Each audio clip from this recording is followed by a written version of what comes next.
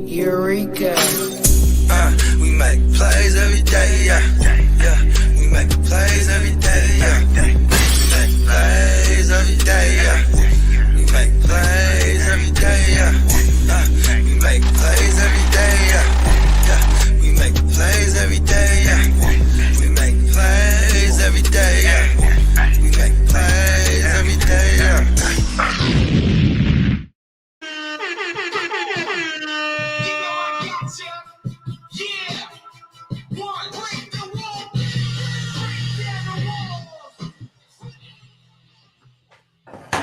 Yes! I am your main man, 100 grand, Bogard Scott Free, a.k.a. Luigi, a.k.a. Skinny Lou, a.k.a. Why the fuck not? This is going to be an incredible show. We're going to start off the show with a real quick mushroom epiphany, a message straight from the universe brought from me to you. Love life, love living it. Let's go. Hey, and like I said, I'm not alone here. We got a whole panel of savages. Introducing first the most notorious man in the fantasy football industry, the fantasy football hustler.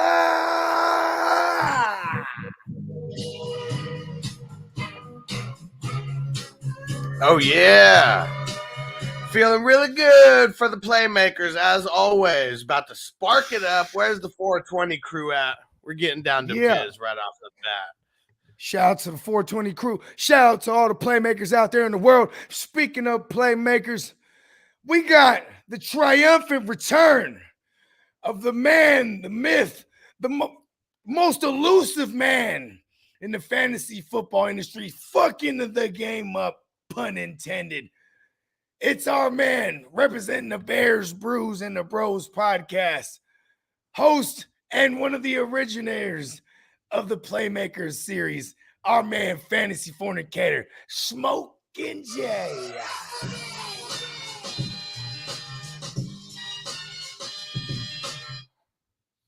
Yeah, in the building. Yeah. Is he on mute? Oh. Great to be back, man. Great to be back, man. Shout out everybody out there. Appreciate the love, you know. Taking the off-season serious, you feel me? But we're going to get back in it.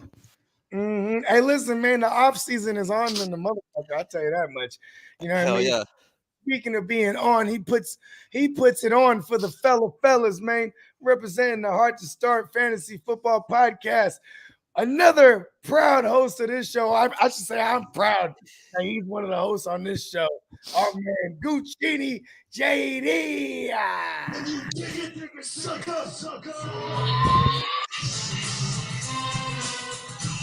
Hey, this is it. What? Lucchini falling from the sky. This is it. What? Hey, what it do? Jeez, 100%, man. Hey, that camp logo's crazy. That camp logo crazy, man. The Diamond Heist fellas, man. If you don't know about them, man, go do your hip hop history homework, bro. 100%, man. I'm glad to be back. Thank you for having me. I appreciate you bringing me on, big bro. Good to see my dog Smoking Jay, my dog Fantasy Hus. You know what I mean?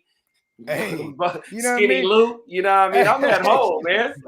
Hey, this don't happen overnight, you know what I'm saying? 100%, bro. We in it for the long haul, and we do this the long way. You feel me? And speaking of a motherfucker who's been in it with us for the long haul, and he's in it for the long way, representing an entire nation. It's our man, Spencer the Guru.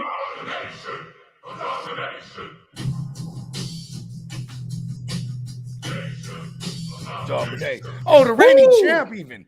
I'm sorry. Ooh. Put him backstage. Let me reintroduce him. Put him backstage. Let me reintroduce him again. Okay, listen. Representing a whole nation, the reigning champion of the circle debate, Spencer the Guru. I got a little sour giving you props there, actually. All good, y'all, man. Glad to be back here. Big ups to all the Playmakers out there. Glad to be on the panel once again. And we're gonna be powered by Tito's tonight. Tito's give me money. Yes. Yes, sir. Yes, Tito's give us all money. You know what I mean? The Pride of Lafayette sipping on some good old Texas fire water. Look like he drinking that shit straight up too. He got the Sprite in there. You know? Yeah, I got boy. the Sprite give me money too. You know. Oh, Yeah, okay. Yes, sir. If we get really lit tonight, I might just have to just go straight up with it. But we sipping for now. We just sipping for now. Hold on. Pacing yourself, man. Unofficial Don't sponsor wanna get- Tito's don't wanna get- vodka. Before Hey, the show Tito's. starts. Shout out to Tito's. A lot of wonderful memories and good times on Tito's. Hey, we And I'll gonna probably- once I probably the never episode remember drops, most of we're them. gonna chop this clip up. We're gonna tag Tito's.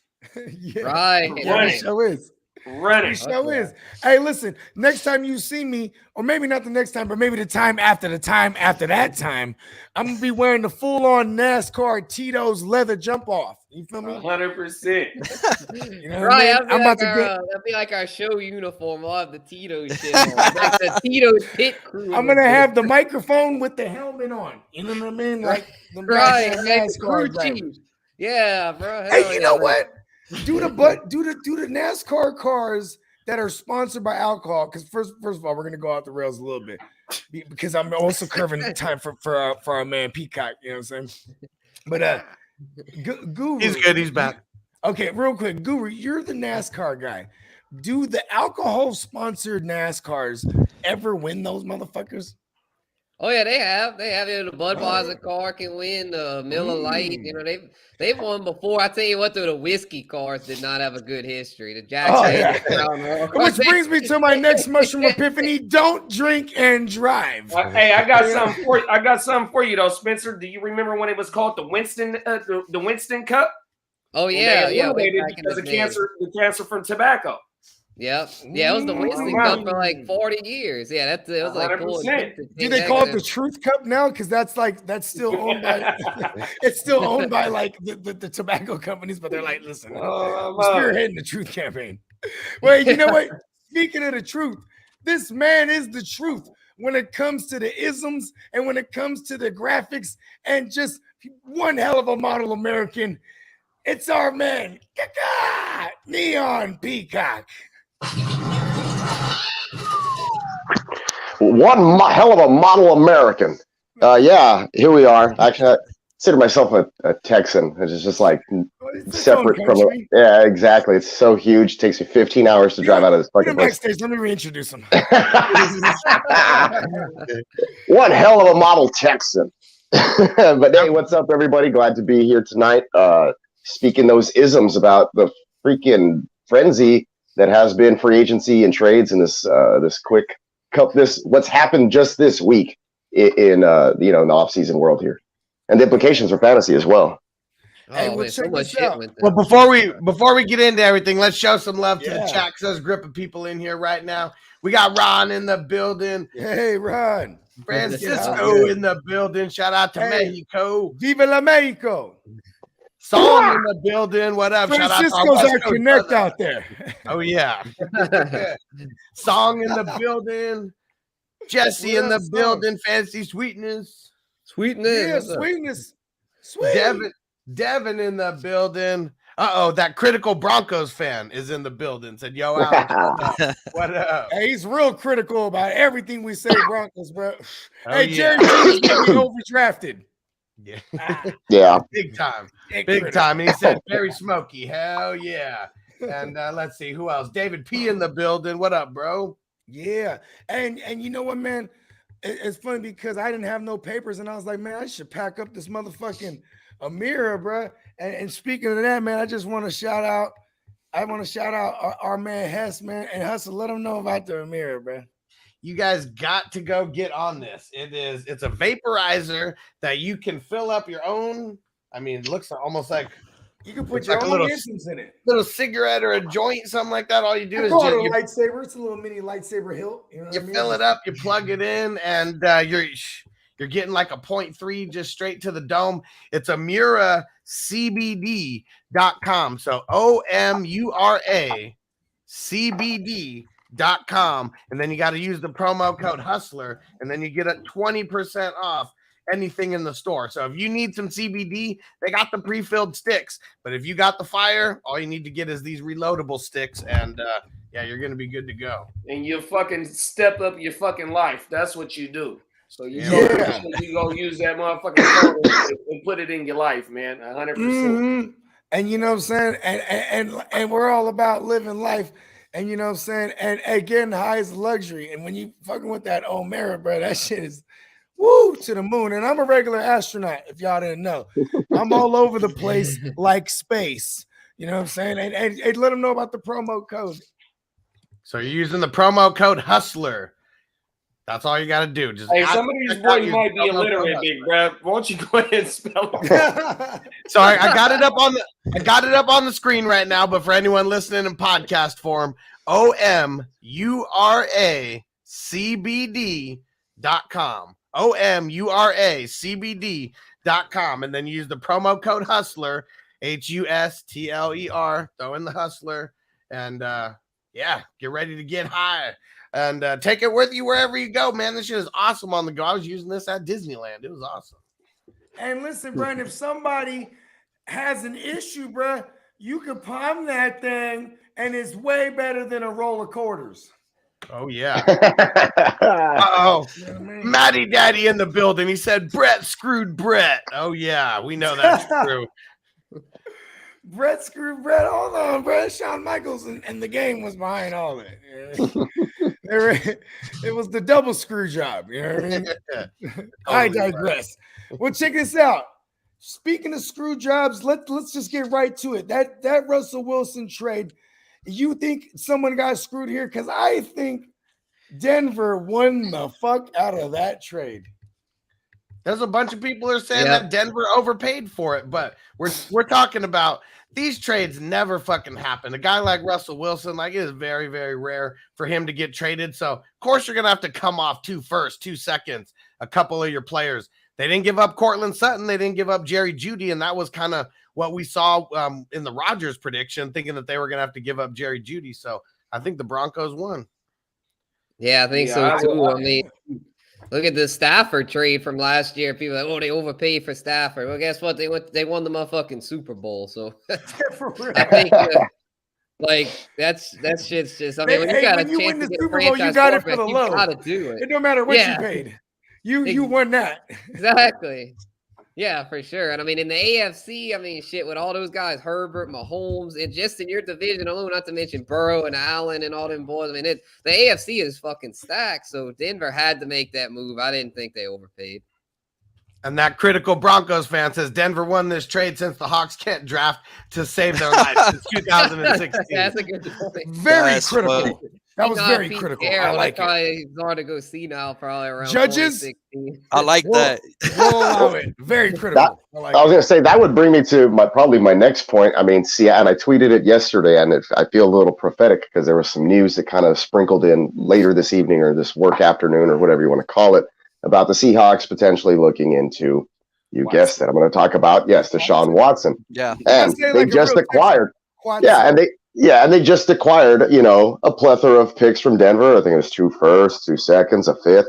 So that, plus a player or 2 here can maybe be used to swing, something of equal value or depending on what happens with the litigation, maybe, Houston asks for still maybe another pick or maybe another starter on defense or something, of that nature. But Denver still gave up Noah Fant. But, they have Albert O, who was waiting in the wings regardless. So what if they wanted Davis Mills in the trade? Oh, no, I would be devastated. Peacock's got a lot of insurance just in case.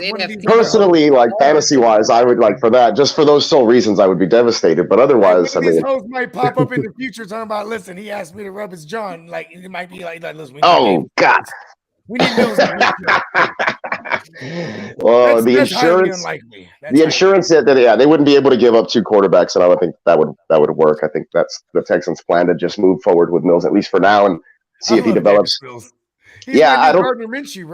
don't think anybody thinks that Mills is going to be the franchise in Houston, and I don't think a lot of people. My guy, the judge. I'm just saying. I think that's the outside.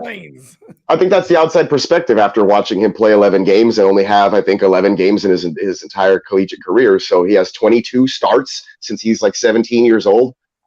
So plenty of potential there, and I think that's the intrigue with Mills and why I like him. But I think the Houston Texans, or at least the fan base, doesn't want to roll with him because they don't see that explosiveness that they saw. The Texans, didn't we? Yeah, they didn't. Well, I'm just saying, like, that with what's going on, and then Watson being the next potential big trade. He's the quarterback on the move. After this happened, Russ just reset. After Rodgers happened, is domino effect, right? Since Denver couldn't get Rodgers, now they went after Russ, and then the price was set. And then Nick Caserio said months ago, and I think that there's even him on the phone. He's like, today's price, was not yesterday's price. Meaning the price just went up. Ignoring. The price of tea in China, man. You know what I mean? The price of gasoline right now. So look, Deshaun Watson. We got good gas. Exactly. California definitely got good gas. That's for sure. Yeah. The gas. So Watson is, right now, as far as free agent quarterbacks go, because he doesn't want to play in Houston. He's the hottest thing that's going to happen next, and the prices have been going up, like you said. So I'd expect them to make, something of equal or possibly more, probably two firsts or three firsts, something of that nature. John Snyder and them, I think they came off of Russ too light, bruh. I mean, could you have gotten more for Russ? I mean, look, Russ is what, 34 years old? Let's remember Watson ain't nothing but 26 years old. Watson. That's gonna be. I feel like with Watson, that could end up a bidding war between NFC South teams, and that's the I would love and the Panthers. Both of them are really desperate for a quarterback. I mean, if Brady comes back, it's not going to be with the Bucs. So I mean, they're desperate, and so are the Panthers. They definitely don't want to go into this year with Sam Darnold. Where the Falcons are kind of stuck with Matt Ryan, and my Saints don't have the cap space. So I think it could be a bidding war between the Bucs and the Panthers, because the Colts, I mean, after trading, which I'm sure we'll get to Wentz in a little bit, I mean, they're really desperate, but the Texans aren't going to trade him to a division rival. That's just no way he goes. No way he's ever going to. He won't even get traded in the AFC. We just seen what offered for Russ. So it's not. They're not doing that. Yeah, it's definitely going to be an NFC team. So I'm thinking, the Commandos got Wentz. The Giants are probably going to get Trubisky to compete with Dimes. So I feel like it's going to be one of those NFC South teams. It's got to be. Unless Seattle would get involved. But Seattle's rebuilding. I mean, shit, they just cut Bobby Wagner. So I don't see them really being a serious contender because they're in rebuild mode. Watson wouldn't even want to go there. Or at least Tampa and Carolina Watson still has to sign off on it, right? So. Yeah, and then he's from down south, so I think he'd prefer a trade to Carolina or Tampa rather than he's like send me to Atlanta is really what he's secretly probably saying, deep down inside. But I don't think that they have any assets. They have the best chicken wings in Atlanta, bro. That's Matt Ryan. If y'all be willing to take on Matt Ryan's contract, but that's an eyesore, that contract. I think the Falcons might be kind of stuck. Deshaun Watson in Atlanta could be trouble. Yeah, I don't think Matt Ryan's suspended. Do you guys so think he knows how much he's getting paid? What was that? Don't answer that question. How much? Who's getting paid? Watson? No, because I have a run-on joke that Matt Ryan's not intelligent at all. That's why he always takes 2 years to learn a system. You know what I mean? And, him and Danny. But that second year in Shanahan, he's going crazy. He went Yeah, he won the. If he had won that one Super Bowl, everybody's perception of him would be probably really different. I think that's a huge implosion. The fantasy isms of this trade, you know what I'm saying? Now that Russ goes to the Broncos, okay, how crazy are we overreacting to Jerry Jeudy? Because it's rightfully so. We should be, you know what I'm saying? Because he has the pedigree as far as the best. I think the best that these guys can be are DK and Tyler Lockett, right? So that's the best that those guys can be. Cortland Sutton and Jerry Jeudy. That's, to me, that's what you're going to get. You're going from a place that likes to run the football to a place that likes to run the football. I mean.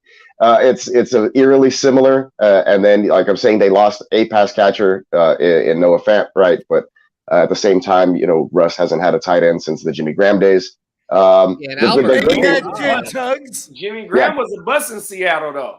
Oh, that's right. No, hold on. Yeah, Russ. He had some TDs. Russell Wilson has ever had a top 10 tight end right? finish in He fantasy. had he lost. No, he doesn't have no fan now, so there goes that. But Alberto is nothing to scoff at either. Solid. Alberto could sneak in a low tight end one finish. I feel like, especially if it becomes a red zone target. Another one I like is that's what I'm excited for. I'm more excited for the run game also. Yeah, in Denver. Russ likes to throw deep. I was like, KJ Hamler could be a sleeper play since Russ likes to air it out. Stop. Hamler time. You're telling me it's Hamler time. I think so. Russ? Yeah, Russ likes to air it out. I mean, he's got the wheels. He's got the wheels for it, man. He's in the altitude, bro. He's gonna throw that thing 80 yards. Oh shit! Yeah, that's a good one. Yeah, he's gonna really be corking. And yeah, Hamler's the biggest deep threat. Because Patrick and Sutton are more like over the middle. They're not as much. Feel me on this. Look, let's go systematically, right? System wise. They got what's his name? Nathaniel Hackett over there. Oh right? yeah, Nathaniel Hackett. Yeah, that's another plus for Javante. Nathaniel Hackett Sutton's gonna be the X. Cortland Sutton's gonna be the X receiver. And dare I say, Devontae Adams was the X. I think I might want to take the value pick and redraft with Cortland Sutton versus probably paying like a CeeDee Lamb 2021 price, which is probably gonna be a 4th round for Jared Jeudy this year in redraft. Yeah, that's a good point. I mean? Judy's probably gonna get overdrafted. He's gonna get up to like the 4th round. Yeah, he's gonna get drafted as a top 12 wide receiver in redraft. I can almost guarantee that. I'm not touching him. Then y'all can. I'll take the he's going in the top 12. I'm definitely not touching him, bro. I trade for him. He has not been there in a full season. No, you remember how bad last year? You remember how bad the wide receivers were in Denver, like fantasy wise, end of the season? They were horrible. They were getting cut. Nobody wanted to play them. Yeah, look, here's one thing I'll tell you about Russell. This is one thing I'll tell you about Russell Wilson. He has, even in Seattle, over his long period, his fantasy finishes are usually really good, like at the end of the season. But throughout the year, you're going to be disappointed in several of his starts. Yes, because his consistency is just, it's infuriating unless you have a very solid rest of your roster, right? So otherwise, he's somebody that, like, if you have the luxury of having Russell Wilson, then he's going to go off for you and win you weeks, right? But he's also going to lose you some weeks, I think. But I can also argue that what they have in Denver is way better what they have in Seattle. Yes, and it definitely. Starts on the inside. It starts on the offensive line, and it works run game way out to the left and the right, and even behind him. What they got in the young boy, Javante Williams, 100% big bro. They got I feel that. hell of a core of weapons. Hey, Javante's a good name, huh? That's a really good name. Without a doubt. Yeah, Javante, he'll be the best runner they've had since Rutt. No, I mean like the actual name Javante. Beast mode. He'll be the best running back that he has since Beast mode. Even though Chris Carson has some good games and whatnot, Chris Carson can't stay on the field. I like him. Remember Thomas Rawls? He had like 6 games of CJ Procise. Oh, my mama. CJ Procise? Yeah, CJ. Yeah, we're going way down the route. It's like we can just talk about anybody there, but but yeah, he's definitely, I think, not only is he in a better situation there, but he's also at a career arc, a point in that arc where he still can potentially move to a team like this and succeed, a la, we saw it with Stafford or Tom Brady or guys like this. So it could be a big jump if everything stays intact and their defense continues to play like they have over the last couple of years. And then we'll see. Although that division is not like, oh, we're going to walk in and win the division because we have Russell Wilson now. He still has to come in, kind of like mesh with everybody, really get things going. And then compete against everybody, all the other quarterbacks there who are, except for David Carr possibly, but are, right on par or better than he is. Definitely. And my thing is the reason why that the Broncos won the trade is, okay, this year's first round pick is a top 10 pick, right? But yet after all these other picks in the second round pick of this year, but them other 2 picks, if the Broncos win 11 games, 10 to 11 games, 12 games, them other picks is going to be late round picks. So if you look at the players that they had to give up was Drew Lock, Noah Fant, and somebody else that I don't even know. Shelby Harris. After this year, picks is going to be damn near irrelevant. So they won the trade, bruh, by just having to give up picks and no names. Drew Lock ain't finna do nothing in Seattle. Hey, how mad as fuck is Noah Fant? Noah Fant's like, oh shit, word, I'm in the trade. What Drew Lock do? Fuck. He's like, I'm getting away from Drew Lock. Oh wait, Drew Lock's coming too. I've been seeing where they said that the Broncos gave up a king's ransom. If you really deep dive into it, if they win just 10 games. Hey, you guys know last year, bro, the Bears offered the Seahawks 3 first-round picks, dog, and a defensive player and like a second-round pick. Or some bullshit like that. The Bears are going NFC team. NFC team, exactly. The NFC, bro. That's what it was because Washington just did the same shit a couple of days ago. Had to be. Yeah. I guess the no trade clause thing is real because I guess Russ or Sierra, whoever it is, right? It was like, I don't know, I'm trying to go there. You know it's Sierra, dog. Chicago, babe. Do I got Russ on the graphic for today? I know I do, right? I meant to put I meant to make him real small, and then I was going to throw Sierra in there too, but I didn't do it. We're going to pray on it. Look at how tiny I made it. With the bow tie on. Yeah. Is that a velvet suit? Bro, there was another one that I had, and he was standing super awkward, and I was like, no, I can't put that one. This is super weird. So no, that came out clean, bro. That's hilarious. Do we know if this is true? Hold on. Do we know if this is true? John said the Commanders offered 5 first-round picks. Holy shit! I want to say it was 3. I think 3. Yeah, I think it was 3. I think I heard 3, but it could have been. It if it was 5. Hey, they saw Taylor Heineke in the trade offer and they just declined. They're like, no. Hey, sometimes when people send me a trade, listen, Doc PLC, if you're out there watching this, every time you send me an offer with Chris Carson, I'm just gonna decline it, bro. This is Dynasty. Like, stop. I was gonna say, look, shout out to Jay. You're just gonna cut. Shout out to Jay Love because he was gonna send me like a couple of firsts and like a second, all this stuff because he wanted to get some young receivers off of me. Well, he just pulled that same shit and he was gonna throw, and I declined because I was like, I don't want Irv Smith. Like, I just don't want. But look, sometimes those names, like, don't give me those clear throw-ins. Yeah, but look, he pulled it off. Somebody else countered. Like, I guess he sent that same shit out, and he went to like attack for 2 other receivers. He ended up getting T. Higgins and Jerry Jeudy in this trade, but he gave up like Teddy Bridgewater, Carson Wentz, Irv Smith, 2 first-round picks, and 2 first-round picks and a 3rd-round pick. Yeah, it's a super flex. That doesn't sound like a lot to get. That does not sound like a king's ransom to get those guys. No, it doesn't. But that's what I'm saying. Like, I rejected that trade.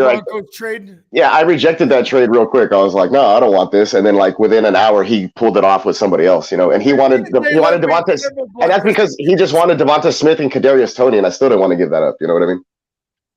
He just want the youngsters, bro, because he didn't scouted them motherfuckers. Shout out to Jay Love. I was actually texting back and forth with him today. I always tap in. Yeah, I would love to unload half my roster on somebody and get 2 guys that I could play. You know what I mean?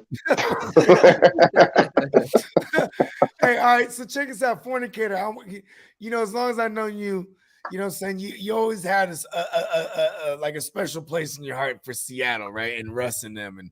And like, so now, I mean, so you're not a Seattle Seahawks fan, but just because you're the closest to it out of this panel, right? What are we doing with Tyler Lockett and DK if Tyler Lockett doesn't get traded? Because I guess that's the rumor right now. Let's just live in a world like they stay there with, Drew Lock or Malik Willis, or even, let's go through that. If it's Drew Lock or Malik Willis, what are we doing here? I mean, you're not gonna get the same value. You know what I'm saying? Like, I was able to pop DK off in 2 leagues, bro, this offseason. I'm lucky. I got rid of him, bro. But I didn't know this. I didn't know this shit was gonna happen. You know what I'm saying? Nobody knew this shit was gonna go down. So you're gonna have to wait for DK to have a big game and then pop him off if you're in Dynasty. Redraft wise, I mean, they're gonna fall. Both of them, they're gonna fall. But if you go with that running back heavy strategy, you could take a shot at one of them because Seattle's defense just got worse. We know that. So they're gonna have to be throwing the ball. Let's not disrespect Jordan Brooks. You're like, we don't need Wagner. Yeah, man. But no, I'm in redraft. I'll probably take a shot on one of them. You know what I'm saying? Because of the value we're gonna fall and shit. You're gonna But fall. yeah, but in Dynasty, I'm trying to get rid of them if I can. I'm trying to get some for them. Would you wait and risk depreciating? Am I saying that right? Depreciation. Yes. Do we risk that? Skinny Lou. Do we risk that? Yes, Skinny Lou. You know what I'm saying? I'm learning English today. You know what I mean? Do we risk depreciation because we're waiting idle to see if they trade for like a Watson? Because then we wouldn't even want to trade these motherfuckers away. No, right now I'm holding them. Right now I'm holding them because I think they will try to. They're gonna make a push for Watson. They got to. They got to make a big move. There's no way. There's no way. I mean, there's a way. There's a way, bro. That GM Snyder, bro. Look, man, I don't know. Pete Carroll, you think he's gonna want to do a full rebuild at his age, bro? I don't think so, dog. I don't think so, dog. He don't know what's going on. What are you talking about? The Skinny Lou theory is that he's so old and senile right now that at least he hasn't lost his memory. Because one thing that he cherishes is the memories of him and Snyder just building this team from scratch and then hitting lightning in a bottle with Russ and that defense and a couple of moves in free agency and trades. And I feel like they're trying to relive this moment right here. Like, Russ, because they're going to want the rookie quarterback, on the cheap rookie contract. And when they were at their best, it was when they had the Legion of Boom. So I'm thinking they're going to you know how bad the rookie contract. If Russ wanted out to top here too. They were also playing Matt Flynn for how many years? Russ beat him immediately. That's how bad. That's how bad Seattle is at evaluating quarterbacks. They gave Matt Flynn a bag. But that's what I'm saying. He was still on a salary, is what I'm saying. You know what I'm saying? They still rebuild with Russell Wilson, but they still had to deal with that salary. But I got a question for y'all though. The way that Seattle's roster is constructed right now, are they a quarterback away from contending? No. Because they had a quarterback last year. They're letting Bobby Wagner go. He's the last. Him and KJ Wright are the last two people that were there from the Super Bowl winning season. Yeah, and KJ that's why they should just keep all those picks. They're not contending right now with the roster that they have. They should rebuild. Right. They should rebuild. Watson. That'd be it's stupid. Just can we all agree Pete Carroll is old and senile? Sure. Yeah. He's definitely here. I want to do a mashup, and it's like Pete Wentz Carroll. Damn. Man. Okay, all right. So speaking of Wentz, right? Great fucking segue. Look at us. We're fucking awesome. Let's go to this Wentz thing, man. Because this is like, I actually was excited for all my Terry McLaurin shares and the Scottish lad. I'm really excited for the laddie that he has Carson Wentz throwing him the ball now. You know what I mean? Who wins in this trade? Actually, we already know, just getting rid of Wentz to a degree, the Colts win this trade, right? But what say you, Spencer the Guru? Oh, so who wins the trade? Yeah, no, just what say you? How you feeling on that? Yeah, I'm thinking. Yeah, I mean, I guess the Colts win it because this is really why they won it. When I was reading about it, they got rid of all the salary. They dumped $28 million. They dumped all that on the Washington. So to me, just which that is still affordable. Like in reality, it's still affordable. But he's not $40 million Watson sitting on your bench. Yeah, it's like get rid of it. Yeah, but that's still a nice chunk of change, and they can go sign people and bolster that roster. I mean, they're already fairly strong, but they do need a left tackle if Eric Fisher would leave. So, and they'll have money to spend on that. Maybe they'll take Armstead from my Saints because we can't really, I don't think we're going to be able to afford to re-sign him. So, I mean, I think they were smart for doing it. Although it's like now, if they don't get Hanson please, Colts, add another tight end to your roster. Like, who are they gonna get? Man? Jack Doyle just retired, bro. Oh, did he? Because they have like 4 tight ends on that roster. Retired. Mo Alley Cox. Well, now they have 3. They'll probably spend on a tight end. Mo Alley Cox pause. That's his. That's Pause. You motherfucking right. I see you, bro. It's like Junior or the third. It's Mo Alley Cox pause. That's his. It's name. like me every time I want to like abbreviate my name to make it sound like something cool. It's just something cock, and I was like, it doesn't work. You know. It's me, Cox, Brody. It's just like whatever cock. And I was like, nah, it's just not. This doesn't smell work. what the cock is cooking. That's the only time. That's the only time that's worked. Actually, it's funny. It's like replace one letter in a wrestler's name to make it. It's funny. The Colts definitely won because they really didn't like Carson Wentz. I mean, nobody does. They're pretty open about that, and that was hilarious. I heard his wife slept with Nick Foles. She don't like him. No. But you know what? I said it. She wanted to be with the champ. She wanted to be with she probably did. Yeah, Carson Wentz. That's where Nick Foles got his name. And yeah, she probably went to the Super Bowl. Like, ooh, Nick, I like you now. You got. I heard what your nickname is, Nick. Yeah, Nicky boy, yeah, come here, Nick. Nick, bro, he was swinging. Yeah, big dick Nick, man. Yeah, He got big the dick nickname. Nick. Remember? Just took Wentz's of him, shit. bro. Stole Wentz's soul from him that night. Like, this is my team now, motherfucker. Hell no. Hey, you know what? Fantasy wise, I love this trade, bro. For Gibson, first off, for me, bro. Wentz is gonna be dumping that shit down all day to him, dog. This Antonio Banderas, baby. He's gonna be money, Desperado, bro. He's gonna. I like Antonio him. Banderas, Gibson, arriba. I think he's gonna be top 5-ish Gibson this year, bro. I love that. Stunts por arriba. Let's go. What was he this year? Actually, he was 13. I don't know. I was gonna say like 16, just off the top of my head, but I don't know. He hit for 1,000 on the ground, and it was only like 3 running backs that hit for 1,000 on the ground. Najee, the boy in Indy. 4,000? 1,000. No, 4. He hit 4,000 on the ground. Oh shit! I got 4,000. I was like, holy shit! What was I not watching? Hell no. But hey, I'm gonna say Washington won the trade though, just based on they only had to give up 2/3.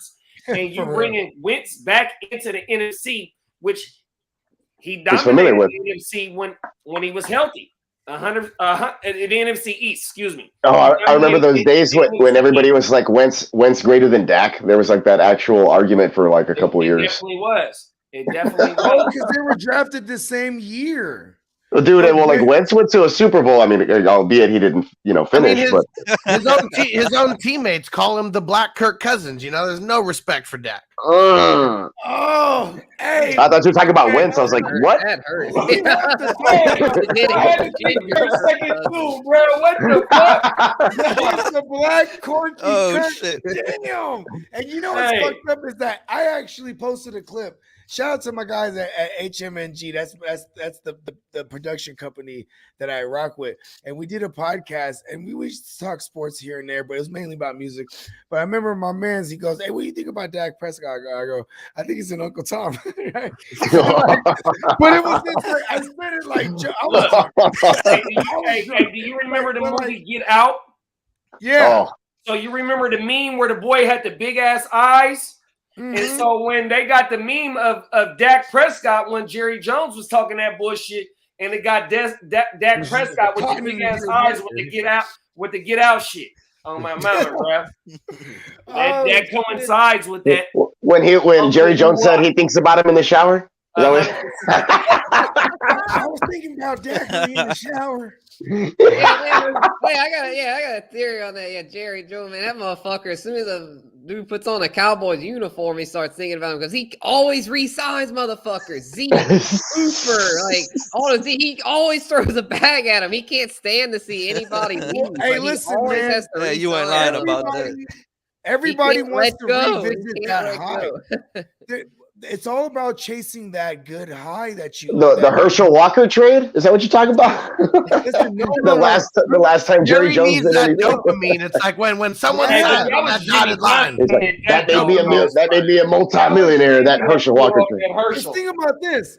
He's been trying to recreate the triplets and the Great Wall of Dallas for forever. Remember, It's they Aikman. did Romo. have they had Romo with that. It was Romo, Murray, and Bryant. And then they had the triplets 3.0 and a half or whatever it was with fucking Dak, Zeke, and Cooper.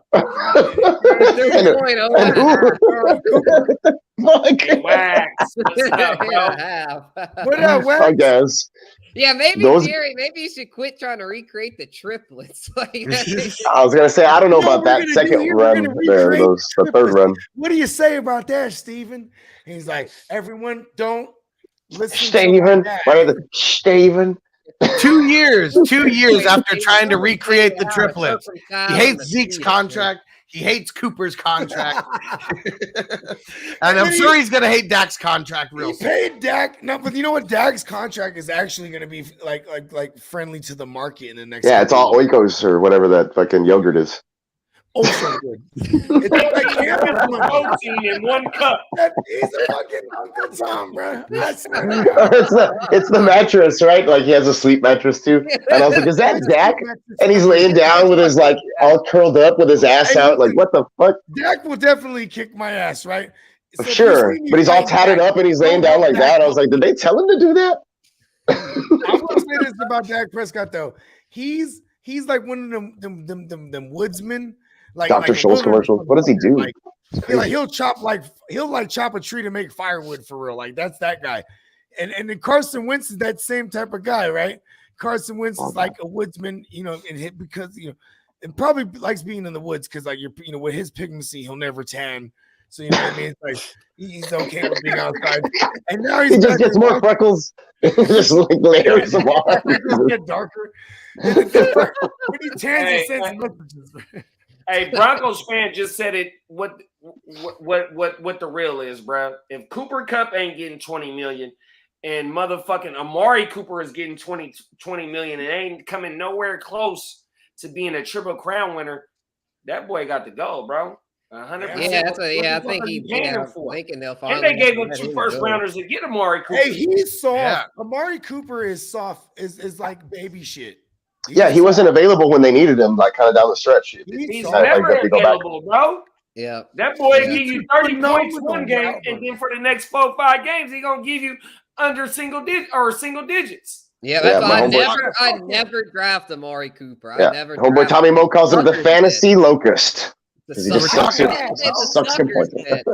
I don't remember what show we were talking on, but if there's any kind of dog, any kind of like solid QB who's gonna jam him up, cornerback who's gonna jam him up. Because I was saying he's soft, and you're like, hell yeah, you jam. So he can get in his face, and he disappears.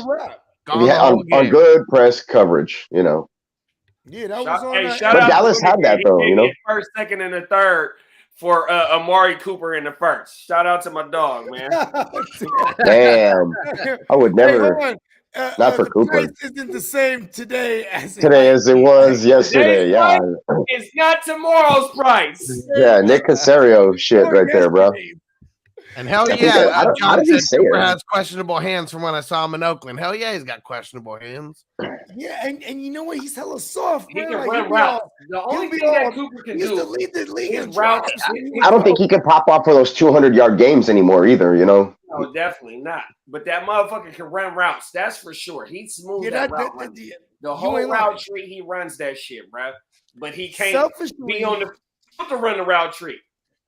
And Troy, I don't want him to leave because they defensive coordinators still assign their best coverage to him, and that helps CD. Because I'm like, if CD is doing what he did last year against secondary coverage, I don't want him to be the number one guy. Right? What was CD moved like? Was he moved in and out of the from the second round?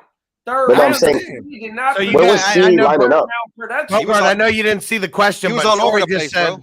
Troy just said, does CD go off then? So I'm assuming, like, if they get rid of Cedric Wilson season. Cedric, that's who I was just finna say. Yeah, because Gallup might be out for the early part of the year. Somebody's got to do this. And they're already talking about how they're going to go hard at Gallup and give him a bag too after they cut Cooper. Yeah, they did already say that, which is strange. And I should have kept that autographed Gallup jersey that I raffled off for my kids' school. But anyway, raised a lot of money for the kids' school. They built a canopy It's and shit. all about the kids, bro. You know what I mean? We love the kids, but we don't play. Some doctor bought it for like 600 bones.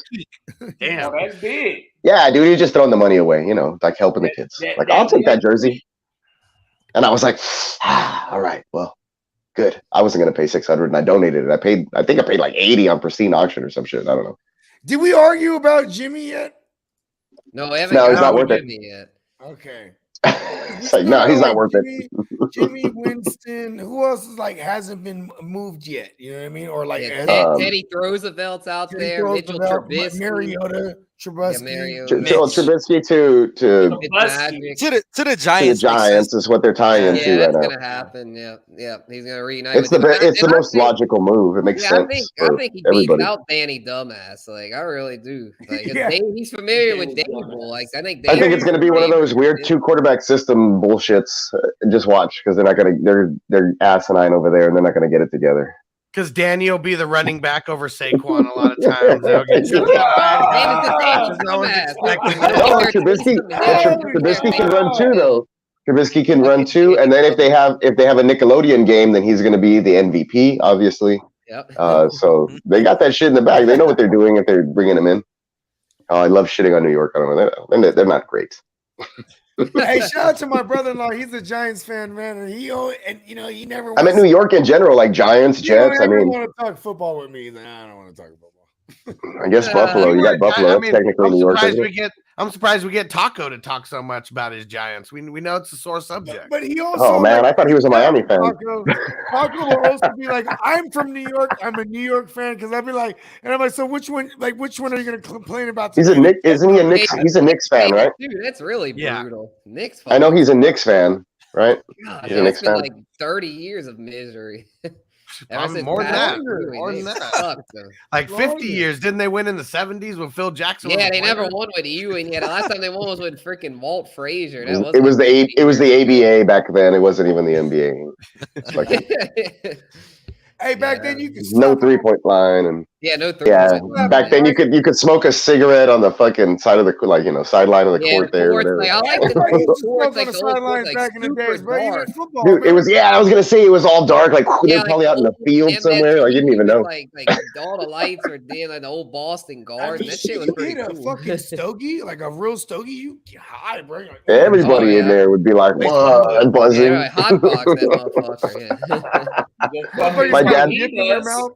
My dad played basketball back in the 70s. He said that they would drink they chug a whole like beer or whatever, like at halftime or a couple beers at halftime and go back out there. And like one time they just threw up all over the court. Hell yeah. That's how you do it. I was like, that's insane. What the fuck? He's like, yeah, we'd chug a beer, we'd go work out, we'd bench press until somebody threw up. I was like, that's fucking stupid. The rite of passage of being a man back then was a little different. Yeah, no shit. Yeah. Couldn't be a bitch, man. That's always how most of my getting fucked up stories started. You know what I mean? It'd be like, hey, don't be a bitch. Eat 100 milligrams right here. Don't be a bitch. Here, do it. I have friends that sound exactly like that. Come on, don't be a bitch. It's only when you're young, though, because now I'll be like, hey, you call me a bitch, you eat that 100. No, dude, I still have friends that are like that. It's hilarious. But yeah, I'll turn it back on them. It's like, no, I don't want it. How about this? So Terry McLaurin. I want to say one thing. This is the only time we're going to bring in Terry McLaurin because I want to be very quiet about Terry McLaurin after this because the ADP is going to go crazy, even though it's motherfucking Carson Wentz. Because the fact that it's Carson Wentz, it makes him better. But who else is there? Logan Thomas.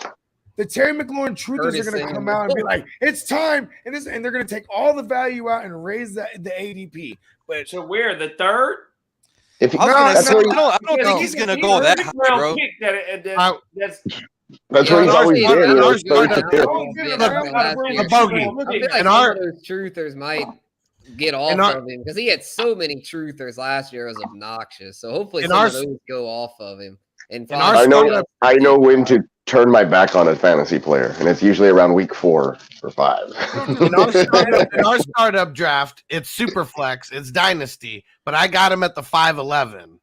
How much higher than that do you think his shit is going to get bumped after the move? I don't think it goes redraft. there, bro. I'm speaking In redraft. redraft, he's always been in the 3 to 5 range. I think he'll be in the round 5 range. I mean, that's where I'll take him.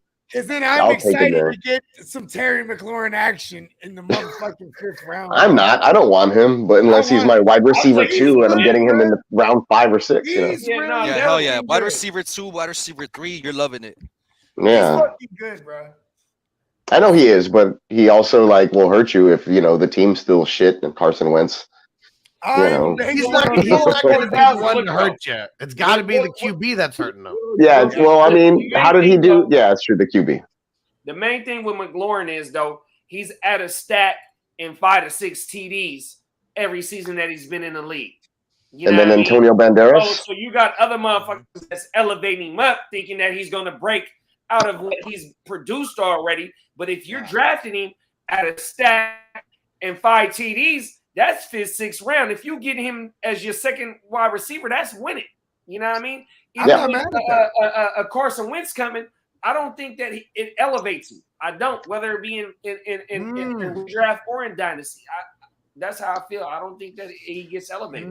It definitely don't hurt him. It don't hurt him. He don't. No, it don't. He don't go up that high either. Like I think he stays in range, kind of like Peacock said, bro. He can stay around 5th round. Here's a good question. Here's a good question. Who's gonna go higher? At least predictions: Jerry Jeudy or Terry McLaurin?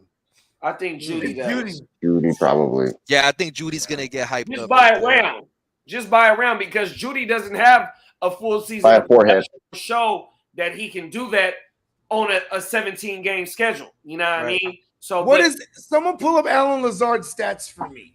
Because I got Jerry Jeudy by a forehead. I was gonna say one thing about that though, bro. With the Packers, I know Hackett comes from the Packers and stuff like that, but they never had receivers like motherfucking even Tim Patrick or KJ Hamler over there. Let alone a motherfucking Jerry Jeudy. You know what I'm saying? And then you got Javonte out the backfield. They're not going to use Cortland Sutton exactly like you're saying, where like he's going to dominate like a Devontae Adams. He's going to get used in that role, but now you got other motherfuckers that could ball out too. So it's not going to be just on Cortland Sutton. I think Jeudy and Sutton are going to be in that. When it's all said and done, they're going to finish between 12 to 20. Both of them. Like, one of them is going to be like just because of the touchdown type shit. Touchdowns, yeah. He's going to be higher than the other one, but they're going to be back end 1 to mid 2 wide receiver in my that's what I would say. All that just to beat Davis Mills and the Texans, bro. How much are we paying for Jeudy then? Are we? Because let's be real. If you're playing a single QB league, because a lot of us still have some single QB redraft leagues. Judy's going to be a third rounder. He's going to be a third rounder. Third rounder, bro. I'm not doing it. I don't see us preaching that. You know what I'm saying? You take no. I'm saying the greater public is going to push him up there. I bet he's going to get to like 12th wide receiver. I bet he's going to get that high. Nah, we're not. Because that's what I'm saying. Damn. I'm not going to do that. I'm not going to. That's what I'm saying. We're not doing it. Get him there, but hype. This is where he's gonna. But I can see that too, because like my brother-in-law was like, "Oh, CD Lamb." He took like CD Lamb, like boom, at the end of the first round, and I was like, "Okay." You know what I mean? Like, you're in Texas, and that guy's a Cowboy fan. Yeah, but dude, like I took Najee Harris with my. I think I took Najee Harris at the turn, like right after that. Like I was like, ooh, like when it came back to me, and I had already taken another running back. I think I took like Aaron Jones or somebody. I don't know. That's crazy. So I was like, yeah, that's why I was like, what the fuck? Even if you think he's gonna finish up there, you don't take him up there in a draft. You're killing the value at that point. And if you're wrong, you're screwing up. You just messed up your whole year pretty much spending that high of a draft pick. I can already hear my brother-in-law though. He's like, "But if I'm right," and I was like, "Well, then you're right. I get it." Yeah, but it feels so much better being right, like 4th, 5th round than motherfucking 3rd. Of course, yeah. You know what I'm saying? Like they people gotta understand that. You know what I'm saying? But he'll do that, and then he'll hit on somebody like a Cordell Patterson though. And I was like, "Well, you fucked yourself over. Imagine if you had drafted correctly, like you would have been killing it, you know." Instead, you missed the playoffs. Facts. And that's what happens. You know what I mean? That's what happens when you I think with that we're just gonna be on that like, hey, you just take whoever falls to you. You know what I'm saying? Yeah, you got to draft accordingly. You got to read the room. Yeah. You know what I mean? As well. Sometimes you can get value just. Sometimes it can be. Yeah, it's a little. Yeah, reading the room can be tough sometimes. Like that's why. I've seen a lot of Jerry Jeudy hate too. Have you guys seen that shit? Like I've seen a lot of Jerry Jeudy hate. Like a lot of people not fucking with him. Like, oh, now you think he's gonna be look at his stats for the last couple of years. Yeah, but the thing is, like, all it takes is one. A lot of times in these drafts, all it takes is one truther to reach on somebody. No, I like in redraft. In redraft, I think I've had him on a couple of rosters, like here and there. They're like roster limitations, so there's a lot of people out on the waiver wire, and like they don't hold like top receivers. And he was coming on at one point. I don't remember if it was last year or 2 years ago or something like that. And I know I did have him on the roster. In redraft that you're drafting behind that truther, because we know that that motherfucker is not going to outperform his draft capital. That's like take him. He's taken.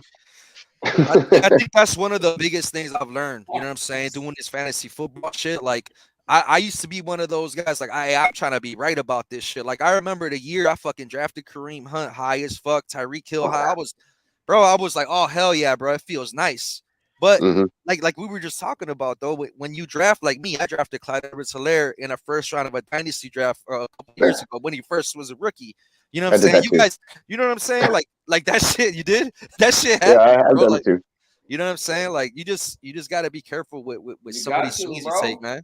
Here's a good question from Troy. He said, "Who's next year's Cooper Kupp?" And what I'm taking from this, not who's going to be a Triple Crown winner, but who's someone who you draft in the 5th, who straight up ends up, top 5, at the position, some shit like that. It was Diggs the year before. Next Cooper Kupp, nobody. Ain't nobody going for 1,700, 16 TDs and 140.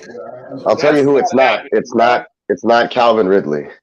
That's I saw like a meme. I saw a meme today. That said, I don't know if it was for real, but it said Calvin Ridley put out a tweet. He said $1,500 on the Broncos. It was real. That shit real. That shit was for real. Oh, he's a gangster for that. I can't believe he did that. Oh, I don't know if the tweet was real, but I know that he actually did bet that. So that's one thing. Really, he don't give a fuck. Yeah, he was saying like, I only bet 1,500. I don't have a gambling problem. All right, I got to show you something that I saw on the internet, and it's crazy. It doesn't lie either. It's crazy that we didn't see the resemblance, but check this out right here. The writing has been on the wall the entire time. We got it. That's good. We gotta do this more. We gotta pull up more joints like this. It's like that old school Jay Leno bit, right? When they do that, like what was it called? Or was it? No, it was Conan. I don't remember who did that shit, but it was one of those late night guys. I like to go into an ice cream shop, order hella ice cream, and then yell out, "I'm lactose intolerant." You can do it. Oh my mama. Oh, we should do some of those. That's cool, man. I can definitely pull some of those up. Yeah, trust me. I'll scour the internet for pictures that look similar. Hey, listen, I want to let the world know right now. Listen, the whole entire universe, watch out, because me and Miles is about to come out with the funniest, illest shirts, bro. Because like he puts my ideas to fucking paper, bro. And we haven't even got started. It's a screen actually, because I don't really. Well, you know what I mean. That much anymore. I like to save trees. Everything's digital nowadays. But back in the day, I used to do smoke trees. I was gonna say some of the Batman shit. Some of the Batman shit that I did recently are actually sketches that I did put on paper, but then I scanned them and then colored them up and shit. So I guess technically there was some. Me and Guccini, right? I'm Batman. He's Black Green Lantern, bro. Oh, nice. They had a Black Green Lantern, bro. Of course. You know what I'm saying? And then that's what's his face. Fornicator, right? Fornicator. John Stewart, right? Hey, who's John Stewart? What? Oh, John Stewart from the Black Show. No, the black from the Daily Show. Oh yeah, maybe right.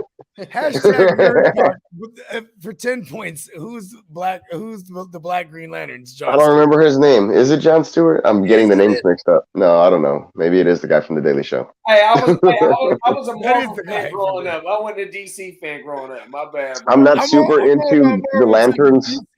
I'm not super into the lanterns. DC. And yep, I just Googled it. John Stewart. Okay, good. All right. I thought I was going. But John Stewart is on the Daily Show as well. I know. Yeah, I thought I was going crazy though. I was like, "Holy shit!"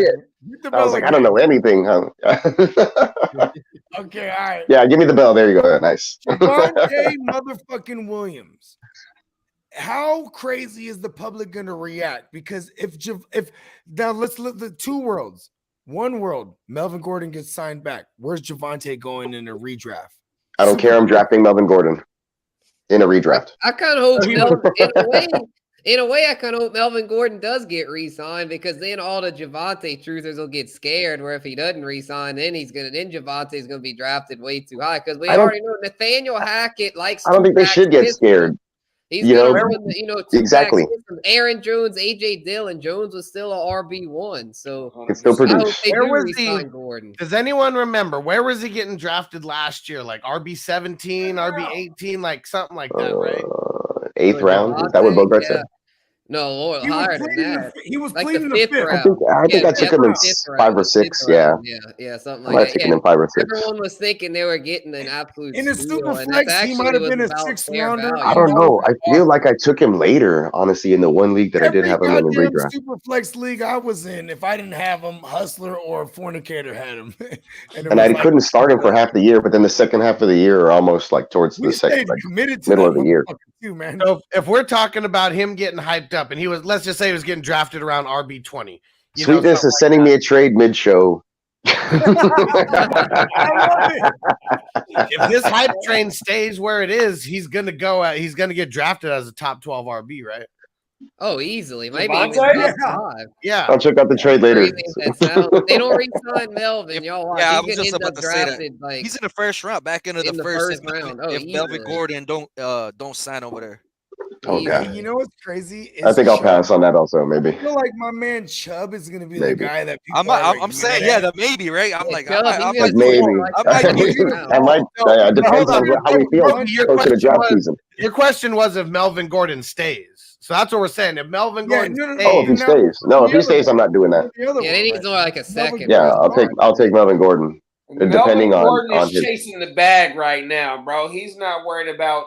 You know, what I mean? Melvin Gordon is scoring touchdowns. He figured out football. He's like, listen, it's about getting all the right. Yeah, that's what I'm thinking. He signs with your Texans, Peacock. Yo, no, what happened with James Conner? Who, Melvin Gordon? That'd be great. Melvin Gordon. Look, I don't care. Like, Melvin Gordon brings Sony Michel back over. Like, I don't even give a shit. Give me all the free agent running backs that like need second chances, third chances. David Johnson, booty cheeks. Man, get him. Oh, dude, is he still on the team? I don't even know. He was still on the team. Agent. Let him walk. Oh, okay. Yeah, of course. Memories of Arizona, David Johnson. I was like, love you, David Johnson. He scored maybe like 6 touchdowns in 2 years for the Texans. Thanks.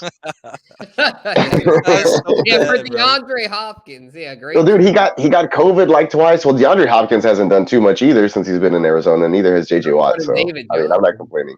All those guys are probably like, it just all of a sudden, dude, there was like a changing of the guard. Like some of the guys that we were used to seeing like super excel just kind of, withered a little bit, or at least not withered, but faltered. I think DeAndre Hopkins is a value in redraft this year because of the. I'm getting him for sure. I'm gonna draft him. Where he's from, get him hella late, like after runner, I'm loving that, bro. Look, if I can get Hopkins in the third, I'll take him in the third. But if he's we don't really pay attention to ADPs right now because it's wonky because. Probably. Where would you take? My bad. Where would you take him right now? I bet he's going to be going as a low end wide receiver too. I bet you that's where he ends up going. Like if he's there, like like I said, he's going to be at the midsection in redraft, 12-team redraft. He's going no later than the 2.7. Yeah, if he falls to 3, I got to pull the trigger, but I don't think I'll take him in the second round because I'll probably still grab another running back or something. I bet you he's going to fall later than that. There's going to be people that'll take. There's going to be people. If he goes to the third, I'll pick him up. Third. Yeah, I mean, he's going to be solid as long as he's playing. Yeah, I think that mid to back second sounds about right. Hopefully, Kyler Murray gets his shit together. I wouldn't count on. But you know what? Hopefully, he doesn't because you know what? Colt McCoy played fabulous when he was gone, and the other guy, everybody produced. Here's the thing, though. He handed the ball off last year. No, dude, everybody else, all the receivers produced too. Like you got your main guys.